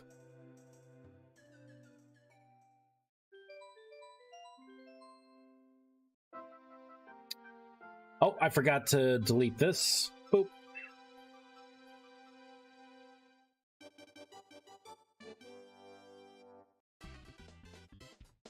I forgot to change this. Long. Boop. This stuff should go away. There we go. Rebuild. All right, it's up and running. Good. I can delete that. Let's get rid of that. Let's, okay, duplicate. I guess technically I don't need any of this. Rebuild. All right, start. Let's see if duplicate works. Found it. That's what she said. Oh, Moobot. Oh, Moobot.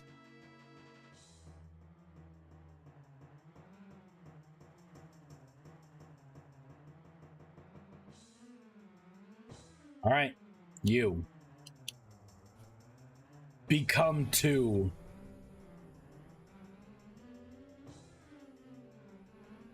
Don't push me. You're interrupting my casting. Oh, perfect. Lay down. All right. Let's see if I spawn another you that lays continuously. No, I created another monster. Hey, I can actually attack it, and it has a brain. Okay, we're getting closer. Oh, now what if in the packet? Let's go in the packet.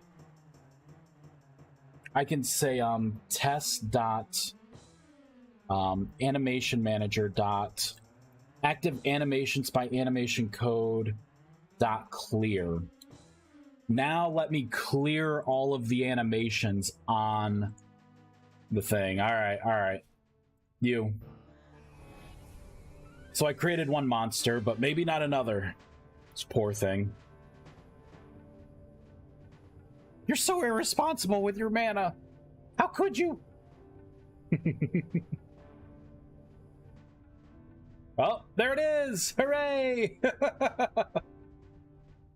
All right. Now the moment of truth.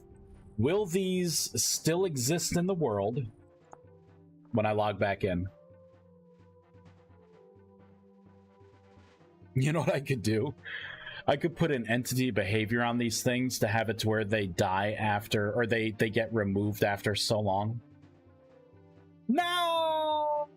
Oh, that's okay. Let's get all my mana back.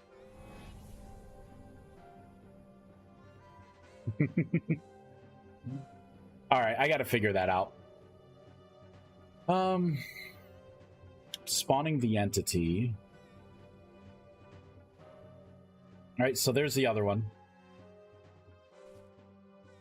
It did take a snapshot of, like, the health, too.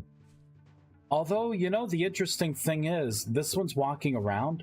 This one is regaining health. This one is not. Oh, it looks like it didn't, So this doesn't have a brain still. Alright.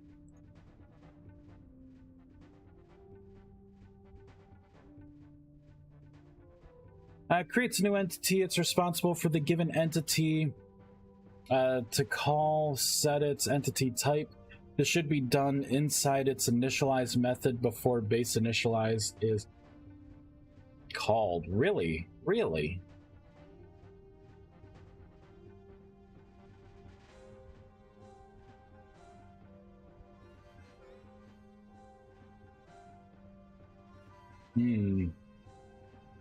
Default spawn position. So really I have particles, cubes, like it should be entity.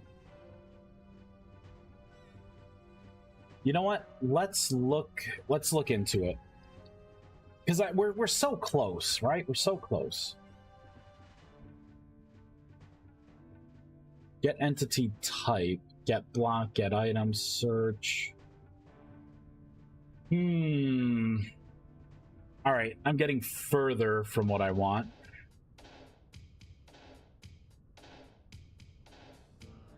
Get intersecting entities, nearest entity.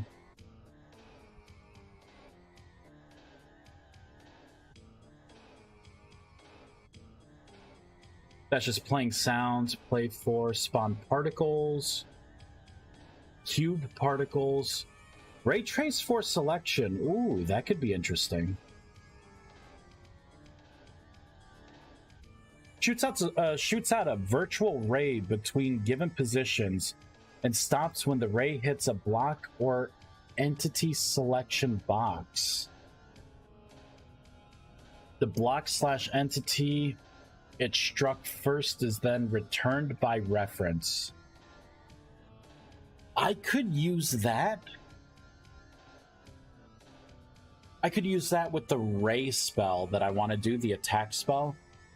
Because there's going to be two parts, right? I'm going to have the shader for it looking like a beam that's like rotating, right? And just shooting something. But then the other side of it's going to be what I actually do. So I would have to find a way to intercept the ray. So I can say, you know, this is like within a 5 blocks, you know, 5 blocks in front of you, 8 blocks in front of you. Then I could just shoot out the ray cast to see like whatever's in the way first. And then inflict whatever the elemental damage is based on what your offhand item is. So that's interesting. All right, now we got Game Tick listeners. Yeah, we got a bunch of crap. So you don't have a brain. You do. Not working, working. Will disappear, won't.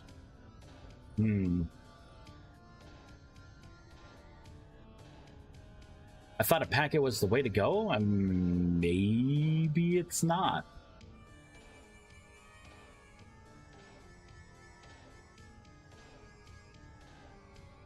Where's the revive spell? I have so many spells open right now. Start getting rid of some of this stuff. Oh, duplicate. It's duplicate, not revive. Duplicate. What if I do, else... If I try to just spawn this thing manually on the server only.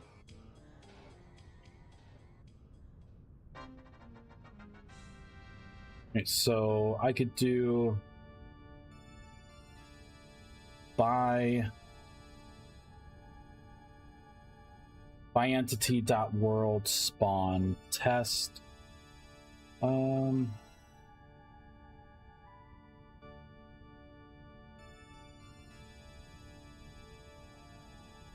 There we go. I could do this.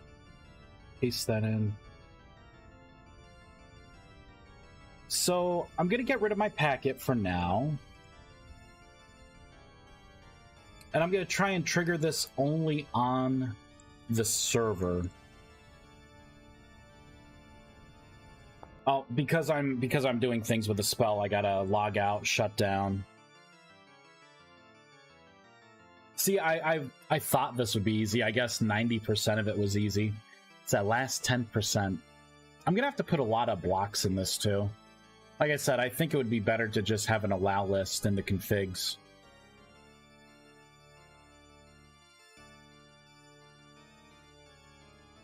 Alright, you. Yes. Casting that spell. Wait, there you are.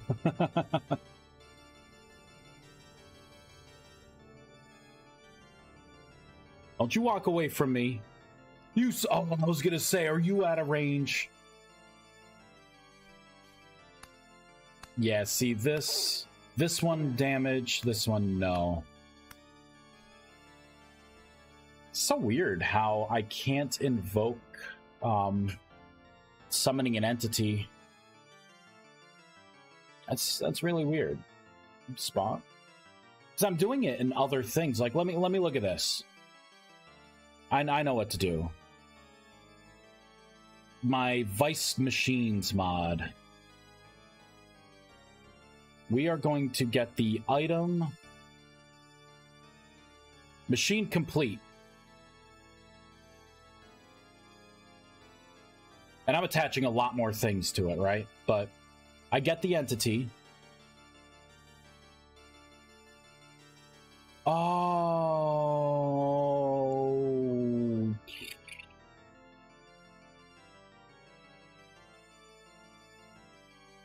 I gotta create the entity. I'm not creating the entity, I'm just trying to spawn, like, the shell of the entity. With, like, none of the AI or anything. I think that's what's happening. Okay, so that being the case, I'm gonna move this over.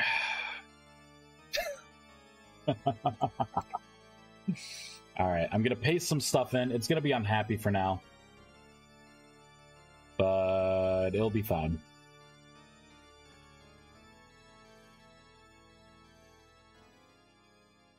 So for the assets, I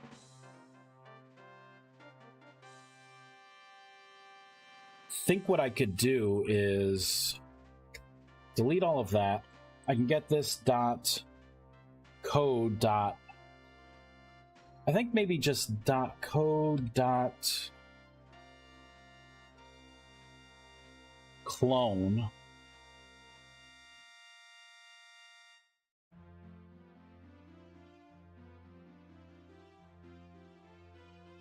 Cannot convert from asset location to string. So is this going to be the string? Yeah, asset location to string. Show potential fixes.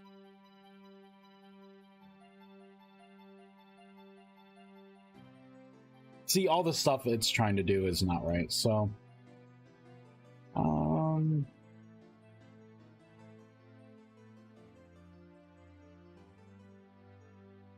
Okay, so it was an asset location already. That's what it is. So I could take a snapshot of the entity. I can run it through to get the type, and then I can run that type through the class registry to create the entity. Probably what I want to do is any attributes. So I can do like entity attributes equals. That way I can take a snapshot of all the attributes. I can clone them. I don't think cloning creates a deep copy of the attribute tree. Can I implicitly convert I attributes to synced tree attributes? An explicit conversion is needed. Attributes dot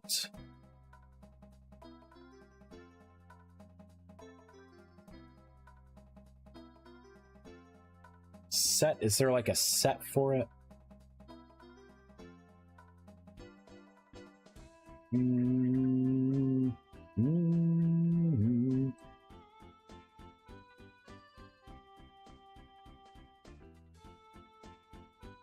Attributes. I mean, could I just do that? Just take the raw attributes data and put it in? We'll see. We'll see if I can. Alright, now I can copy this. My god, I'm having trouble copying it. I'm that tired. So I'll be going to bed really soon. Right, and just pop an entity. We're going to shut down. So now I should be taking a snapshot of it, creating the actual entity, hopefully with AI and all. Oh wait, did I build? I don't think I built. Damn it. Did I build? No, I did. Okay. Oh, man. All right, I'm going to bed soon.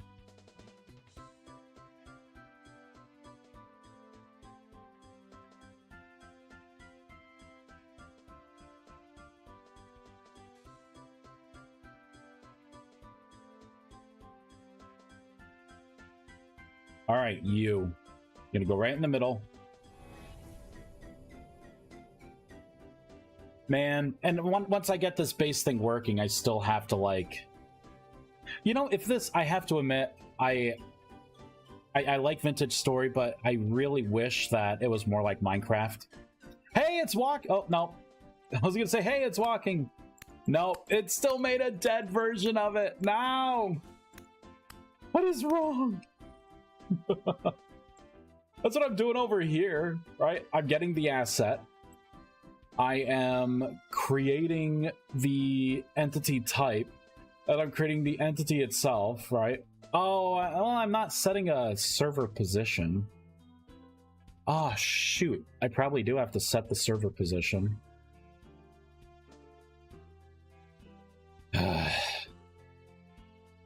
It's a pain in the balls. That's what this is, you know? This is a pain. Oh, I gotta set the world too. Oh man, there's so many things that I have to set. All right, let's keep going. Let's keep. Oh wait, yeah. What do I wish to be more like Minecraft? I wish that the So like this game, it has entity and entity agent, and then it seems like everything uses entity agent. In Minecraft, right, it breaks it up more. So you'll have like your entity, and then you'll have like the living entity, and then you'll have like animal that extends living entity, and then you'll have like cow that extends animal, that extends living entity, that extends entities. So what I would be able to do in that situation is I could say, okay, only animals are going to be something you could duplicate. So I would be able to, I won't have to have a whitelist or anything. It would just do what I want. But no, in this game, it's like everything is considered an entity, including, you know, Doofus stand over there. So it just makes it more work to do something that I shouldn't have to do more work for. Yeah, I see. Yeah, sucks. So we got this guy moonwalking. All right, let's try to round this out a little more. I'm gonna get rid of this. Instead of spawn entity, we are going to set the position. You know, I'm going to take a snapshot of a couple of things. I'm going to take a snapshot of the y'all. Not for the player. I'm going to get the selected entity y'all position.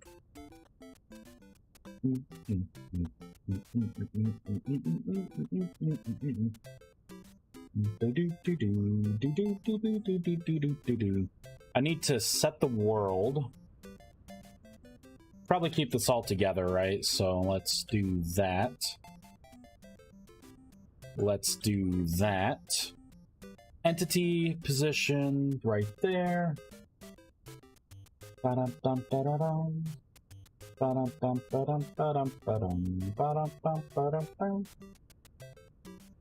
And it's the same thing, world spawn entity.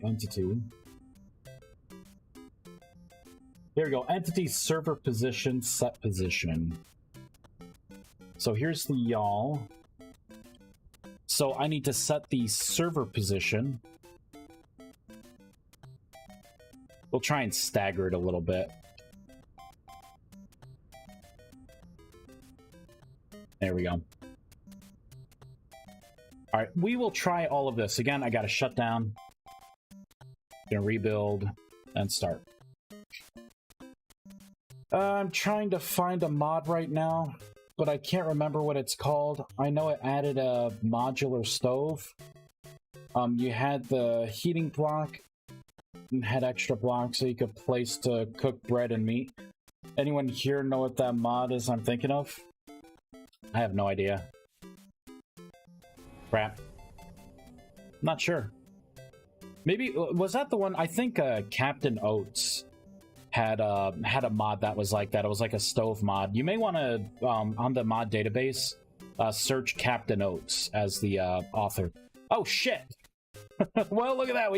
We got a couple. Oh my god, are they moving? Hey, I can hit that one. I can hit that one too. What about you? The original. Okay, so I mean that's good. It created one duplicate and then one I don't know what the hell.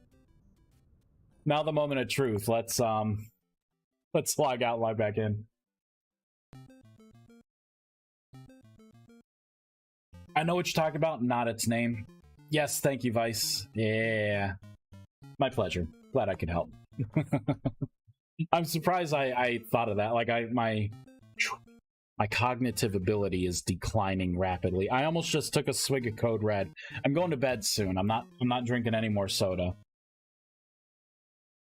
Hey, it kept them all. So now the question is, I probably should run all of this server side.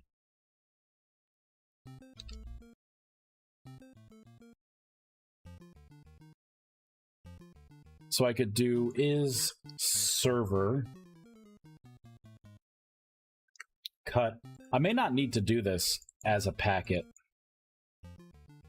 All right, we're gonna shut down. And then once I have this done, then we have to go through and make sure that, you know, this is, you know, like, I gotta lock it down. I gotta figure out what animals I want you to be able to duplicate. Because obviously duplicating a trader is kind of, you know, you're not going to be able to duplicate a trader. It's also getting late, so cognitive function is declining severely for me, I mean. Yeah. Yeah, for me too. Time set day. Alright. Wolf, I don't like you and you don't like me. But I'm about to force another one of you into existence. You're welcome. Don't show your butt at me. What are you, a cat? I like you, human. Stare at my anus. It did duplicate it, but it didn't. Because we did not keep the texture. Oh, you know what? I have no say over the texture the way the game works. This isn't like where I would have more control. This is pulling a wild card texture. I remember this. It just pulls randomly. It has nothing to do. Like, there's no data like in Minecraft where, like, your dog has it's a certain type, subtype. And that's another thing that this game could be better at, like having subtypes and stuff. I think that's about as close to duplicating as I could get. Yep, you're both definitely there. You know what I'm gonna do? Let's hit it with a spell, and then I'll duplicate the one on low health. Because if it still has low health, it means I'm carrying all the attributes over. Oof. Yeah, you almost died. Oof. Eek Myrmidurkle, huh? Don't walk away from me, sir. There you go. You lay down. There you go. You both lay down. I love the particles just kind of floating up. So, I mean, it spawns with full health. You know what? I mean, that's good enough. Duplicate is duplicate. There you go. So, that means I could also duplicate this, too. That's a shame. Can't even kill this thing. You're a bum.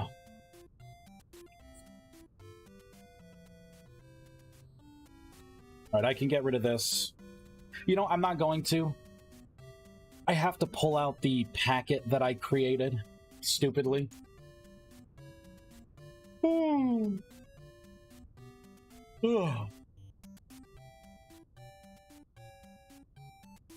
I guess I'll make it to where you could just duplicate animals.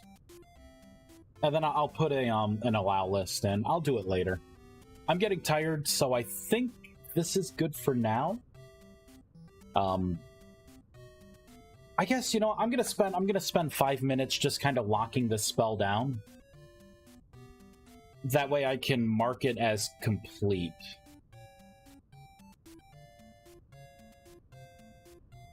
so I'm going to have another if statement.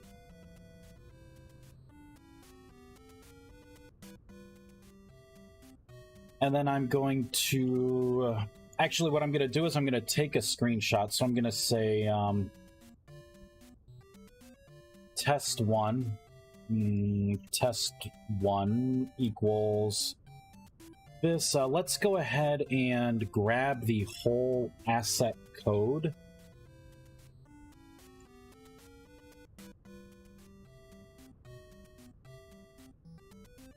Yeah, and this is just going to be an asset location test.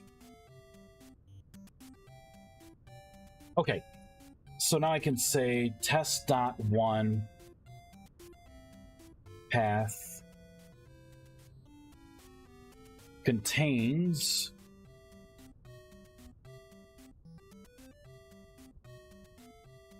all right, and let's look at some in-game assets.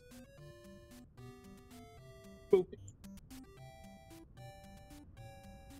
Assets, survival, entities, land.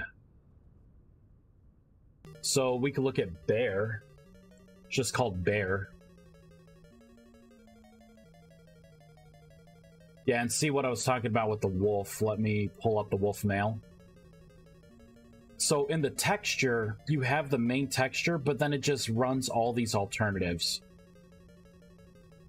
Like, there's nothing, like, at least with the bear, it had a different, there we go, different variant groups. So a black bear is always going to be a black bear. It's always going to have the black bear skin. He didn't do that with the wolves. The wolves are just like a mixed random bag. So, alright, I will allow you to clone a bear. Good luck with that. Or paste. No. Paste this a bunch of times. Alright, so, you know what? A chicken? Chicken hen and chicken rooster. I could probably do anything chicken. Cause see that code name is also chicken. Chicken baby. Alright, so I'll put chicken in there. Fox. Oh god, please let it just be like fox. That looks good. Fox female. Yep, that's good. What about the Arctic fox? Arctic fox, good. So I'll do foxes. I mean, how much range does the cloning spell have? Target range? I'm going to give it a 10 block range.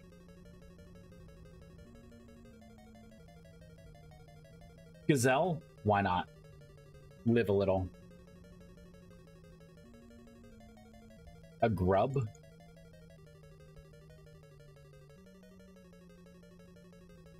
Hare, we'll do hare.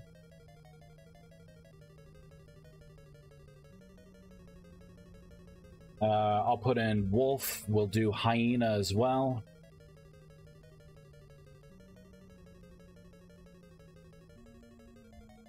Hyena. Pig. Pig. A raccoon. Raccoon. Sheep. And then the wolf. There we go.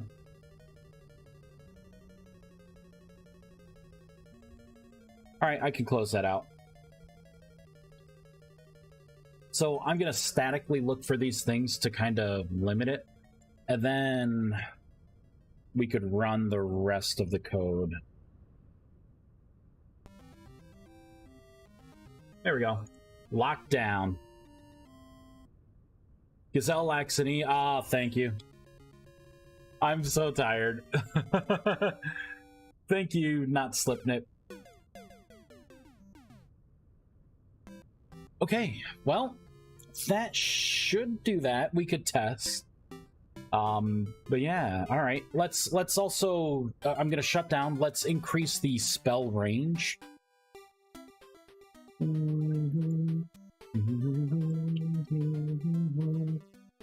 So So it's going to be the pick range. I'm going to pop this whole thing out so it's easier to see. So it's going to have the same range as the spell Revive. So I'll give you 10 blocks. You don't have to be right on top. Or this.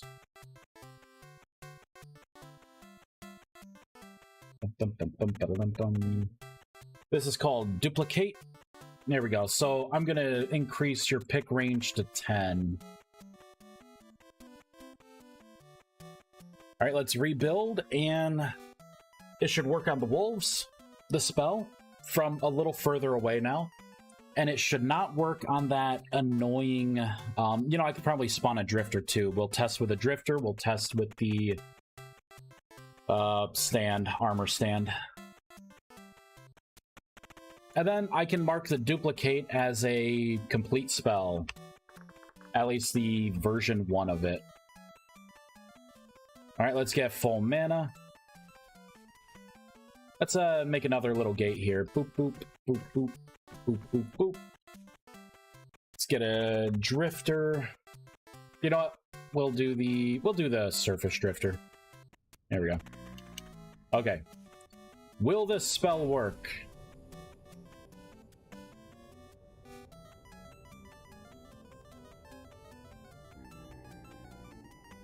Boop. Boop. Boop. Second one. Oh, you know what I should do? I should put that ring particle around the creature that I bring into existence as well.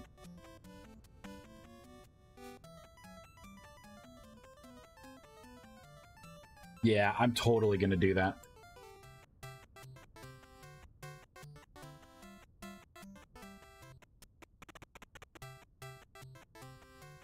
You know what? I don't think I can. I would have to get the ID. You know, I'm not going to do it. It's going to be annoying to put in because I'm going to have to trace down. I'm going to get a snapshot of the ID, trace it down in the world, and then pop the particles on it. It's fine. Particles don't last that long, so that works. What about you, ugly? Don't you walk everywhere and make this harder on me. Don't you do it.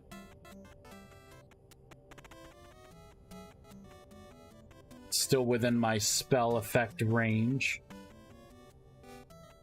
Good. Did not do it. What about you? And it does not consume mana, if you notice. Like, I made sure to put the code in that way. So if it can't duplicate, it will not use up your mana. I should send a message to the player saying duplication failed. Yeah, see, it's not duplicating that now either. So let's send a message to the player saying duplication failed. I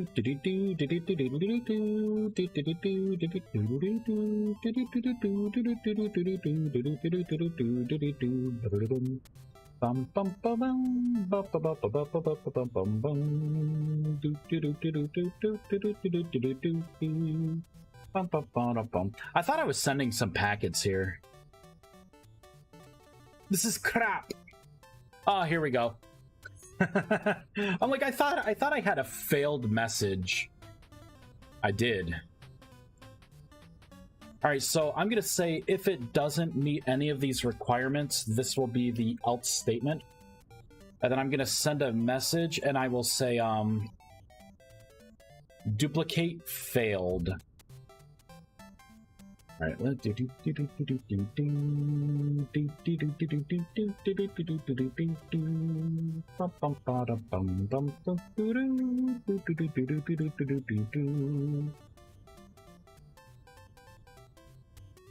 Why am I using this old way? Oh, okay. So I made a method to send the packet. All right, I'll just put it in here. There we go. So it should say duplicate failed. Let's create the key for it. Trans TRANSMUTATION failed. I'm going to put these all kind of together.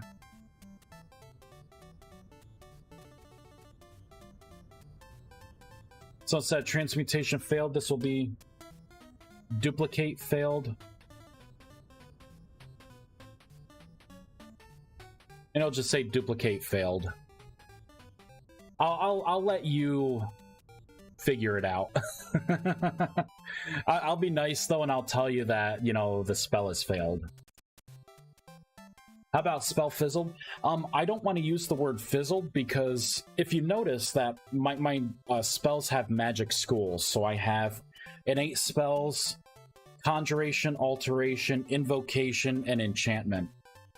Eventually, I'm going to put in a system, a fizzle system, to where as you cast spells, you will get better at a certain school of spell, which will make your spells fizzle less.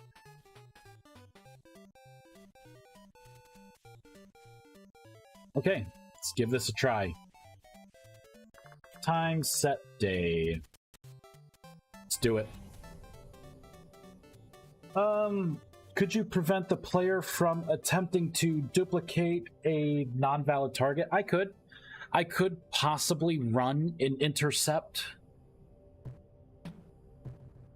but I would be migrating that code out of the spell itself and into the staff. If I do things like that, it may bloat the staff code quite a bit because I would have other spells. Because the thing is too, you could start the spell, and I could be staring at anything I want, but it's not until it casts that it checks to see if it's valid.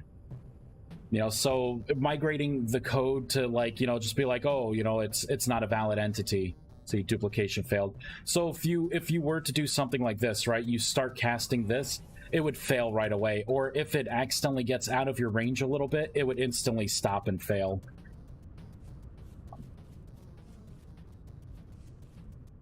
So I think with this way, I think this way works pretty good. So you have the ability, right? Like if I start casting this and I'm like, oh wait, you got time. Like I could I could duplicate this wolf. Since I have a 10 block range and I can see over the gate, I should be able to duplicate him from here. Boop. There he is. Oh, and he went through the gate. So if an entity spawns and their hitbox is like inside of a block, they won't have collision with that. It doesn't like force them out. They could walk through, but that's about it. Damn witch dog. How did you walk through that solid block? All right. So duplicate, I would say, is done. So we can close that out. I gotta do the localization. I just have to get rid of the work in progress.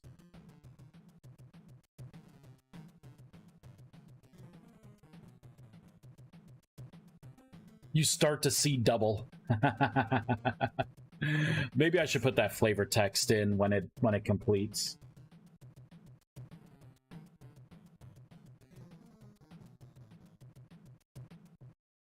So let's get rid of the work in progress. Oh man, I want to create the summon gateway. It's gonna be like a mage portal. So it's gonna be a physical thing that that spawns, like it's gonna be a different colored kind of rift. But it's gonna live so long, like I may give it like 5 minutes of life. It's going to and then the player to use it, you have to like walk into the portal. So yeah, and then it will respawn you. It will teleport you to whatever your spawned location is. Oh man, getting tired. That's gonna be a fun block or fun spell to make. Oh man, I'm not gonna work on that tonight. I would love to, but I'm not gonna work on that tonight. I do need to prune this back out. Duplicate needs to come out, the packet that I made for it. All of this needs to be deleted, and where's the proto contract?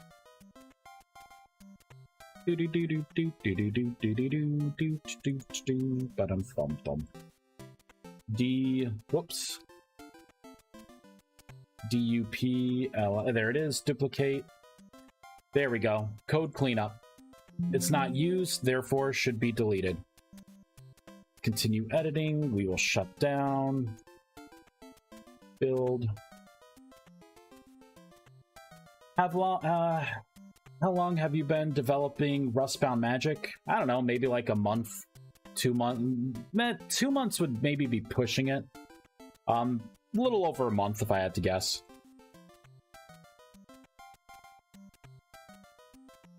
And it's definitely been a passion project.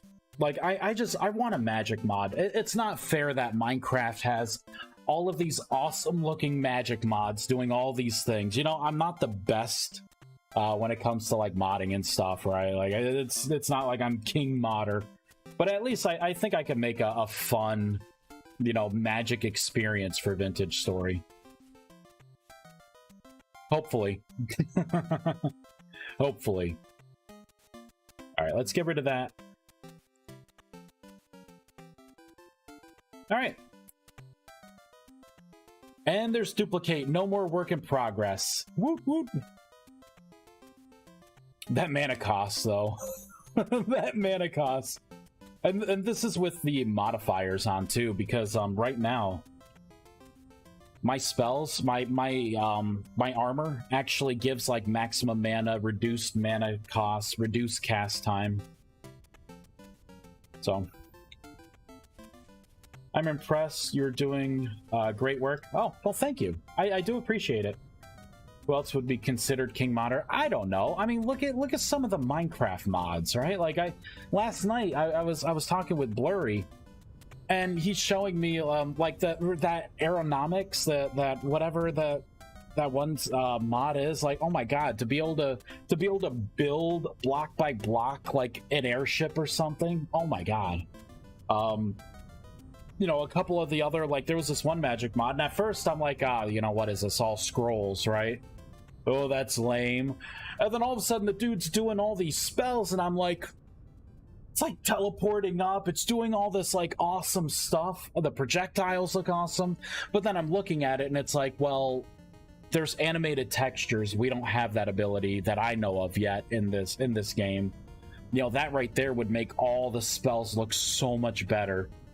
But there's just some of the stuff where it's like, there was this one where it was basically the warlock, like, teleport gateways.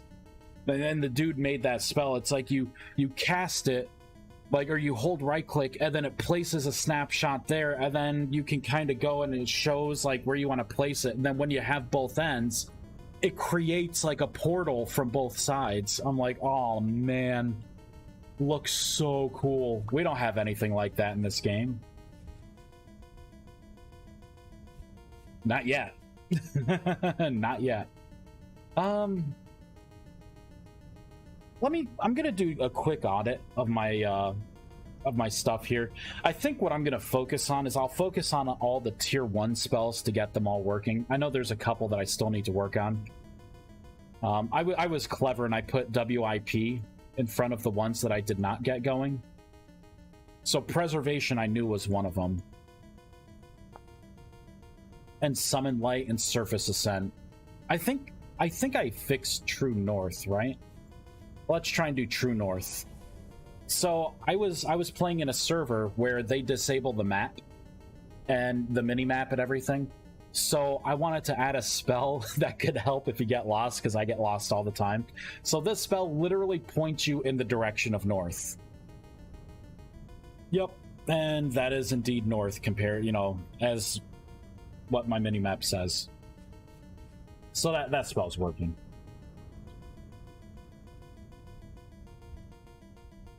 I have 2 mana points left. Feels bad. Feels bad. So really for tier 1 spells, I have to fix Surface Ascent, I have to fix Summon Light, and then I have to fix Preservation. I think I have to just do Preservation. And then I can go through and I'll probably readjust all the mana costs.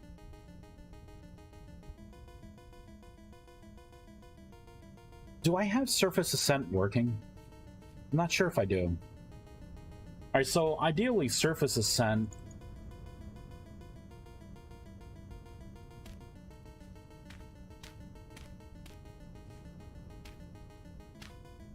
There we go. I'll do something like this.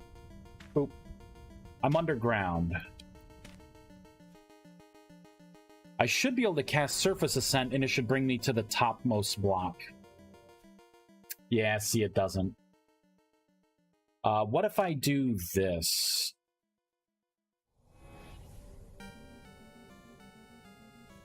Okay, see, it worked there.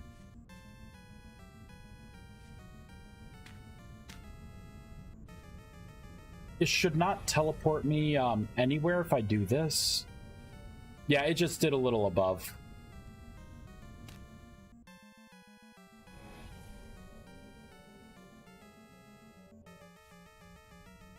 Did it that time. Yeah, see, it's still kind of unstable. The idea is this would have so many block range, like a block range, and then you can use it like escape. So if you're in caves, as long as you're not super deep compared to whatever the topmost part is. But see, in Minecraft, you could take a look at something like this, like whatever the topmost block is, and it's flagged a certain way. I think it's like surface block, or I forgot what they call it. I don't think I have that in Vintage Story, so I have to get creative with this spell.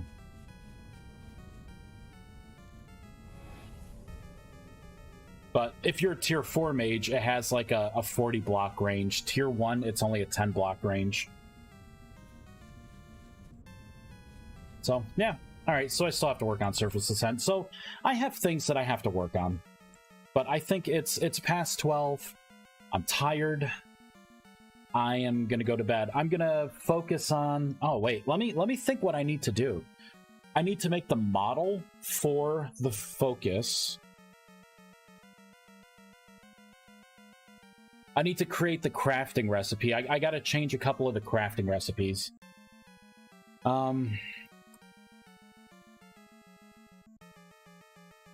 That's it. And then the alpha version of this mod will be available for people. Oh, and I have to test multiplayer. I have to make sure that if someone shoots a fire projectile, I can see that it is a fire projectile. So it would just be like a synchronization kind of thing. Which is fine, you know, that's good. I'm down for it. So I guess 3 things. Ooh. I should write them down. Just so I don't forget. Because I kind of partially forgot already. I'm just that tired. So do, focus model.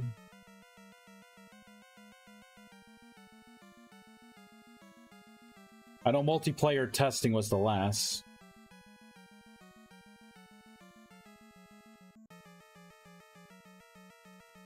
Shit, what else was I going to do? Oh, recipes.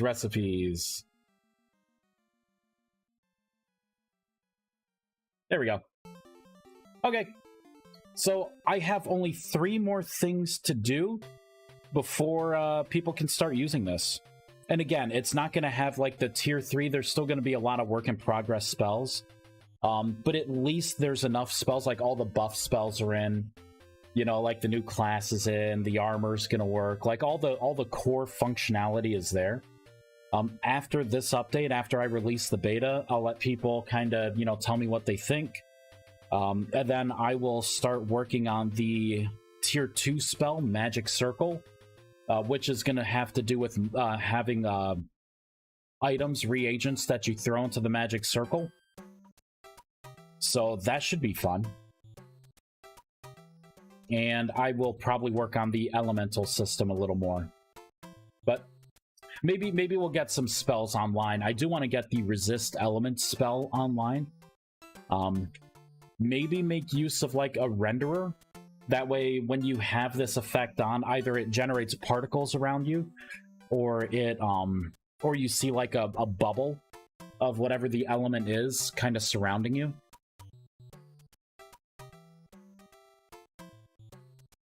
But yeah. I think we made some good progress. I have no idea who's even on right now. Oop. So let's see if someone's playing this game. Bum, ba-dum, ba-dum, bum, bum. Hey, we do have a couple people. Look at that. Just look at that with your eyes. Yeah, all right. I'm gonna copy this. And we're gonna raid someone. Exclamation raid. A salty rat. Oh, wait, I need to do /raid. I hate when I do that, /raid. There we go. Okay, we have that, and then we have... okay, I copied that. Okay, everyone. Whew. Thank you so much for watching. It's been a good evening. We got quite a few things done. I have only 3 more things to go. I'm pretty sure making the focus model is going to be quick. I know what I want it to look like, and I know how I'm going to do it. I just need to do it. The recipes are going to be pretty quick, too. There's some recipes I have to adjust from the big changes I made today. Well, yesterday into today. And then the multiplayer testing, I just have to track down Oats or Verlia and, you know, have them maybe hop in the server, give them the alpha version of my mod. You know, I'll probably pass it to them through Discord and just make sure that the projectile system is working. Other than that, it's ready. It's ready to go. I have a lot of the foundation in for all the future cool things that I want to do. But thank you everyone again. Have a wonderful evening. Don't stay up too late. And I will talk to you all tomorrow. I'll probably live stream tomorrow, maybe around 5, or it'll probably be around 7:30 Eastern time. So, you know, do the conversion. I'll try and post in the Vintage Story Discord. I got to remember to do that. But all right, everyone. Thank you. Have a good night. Bye.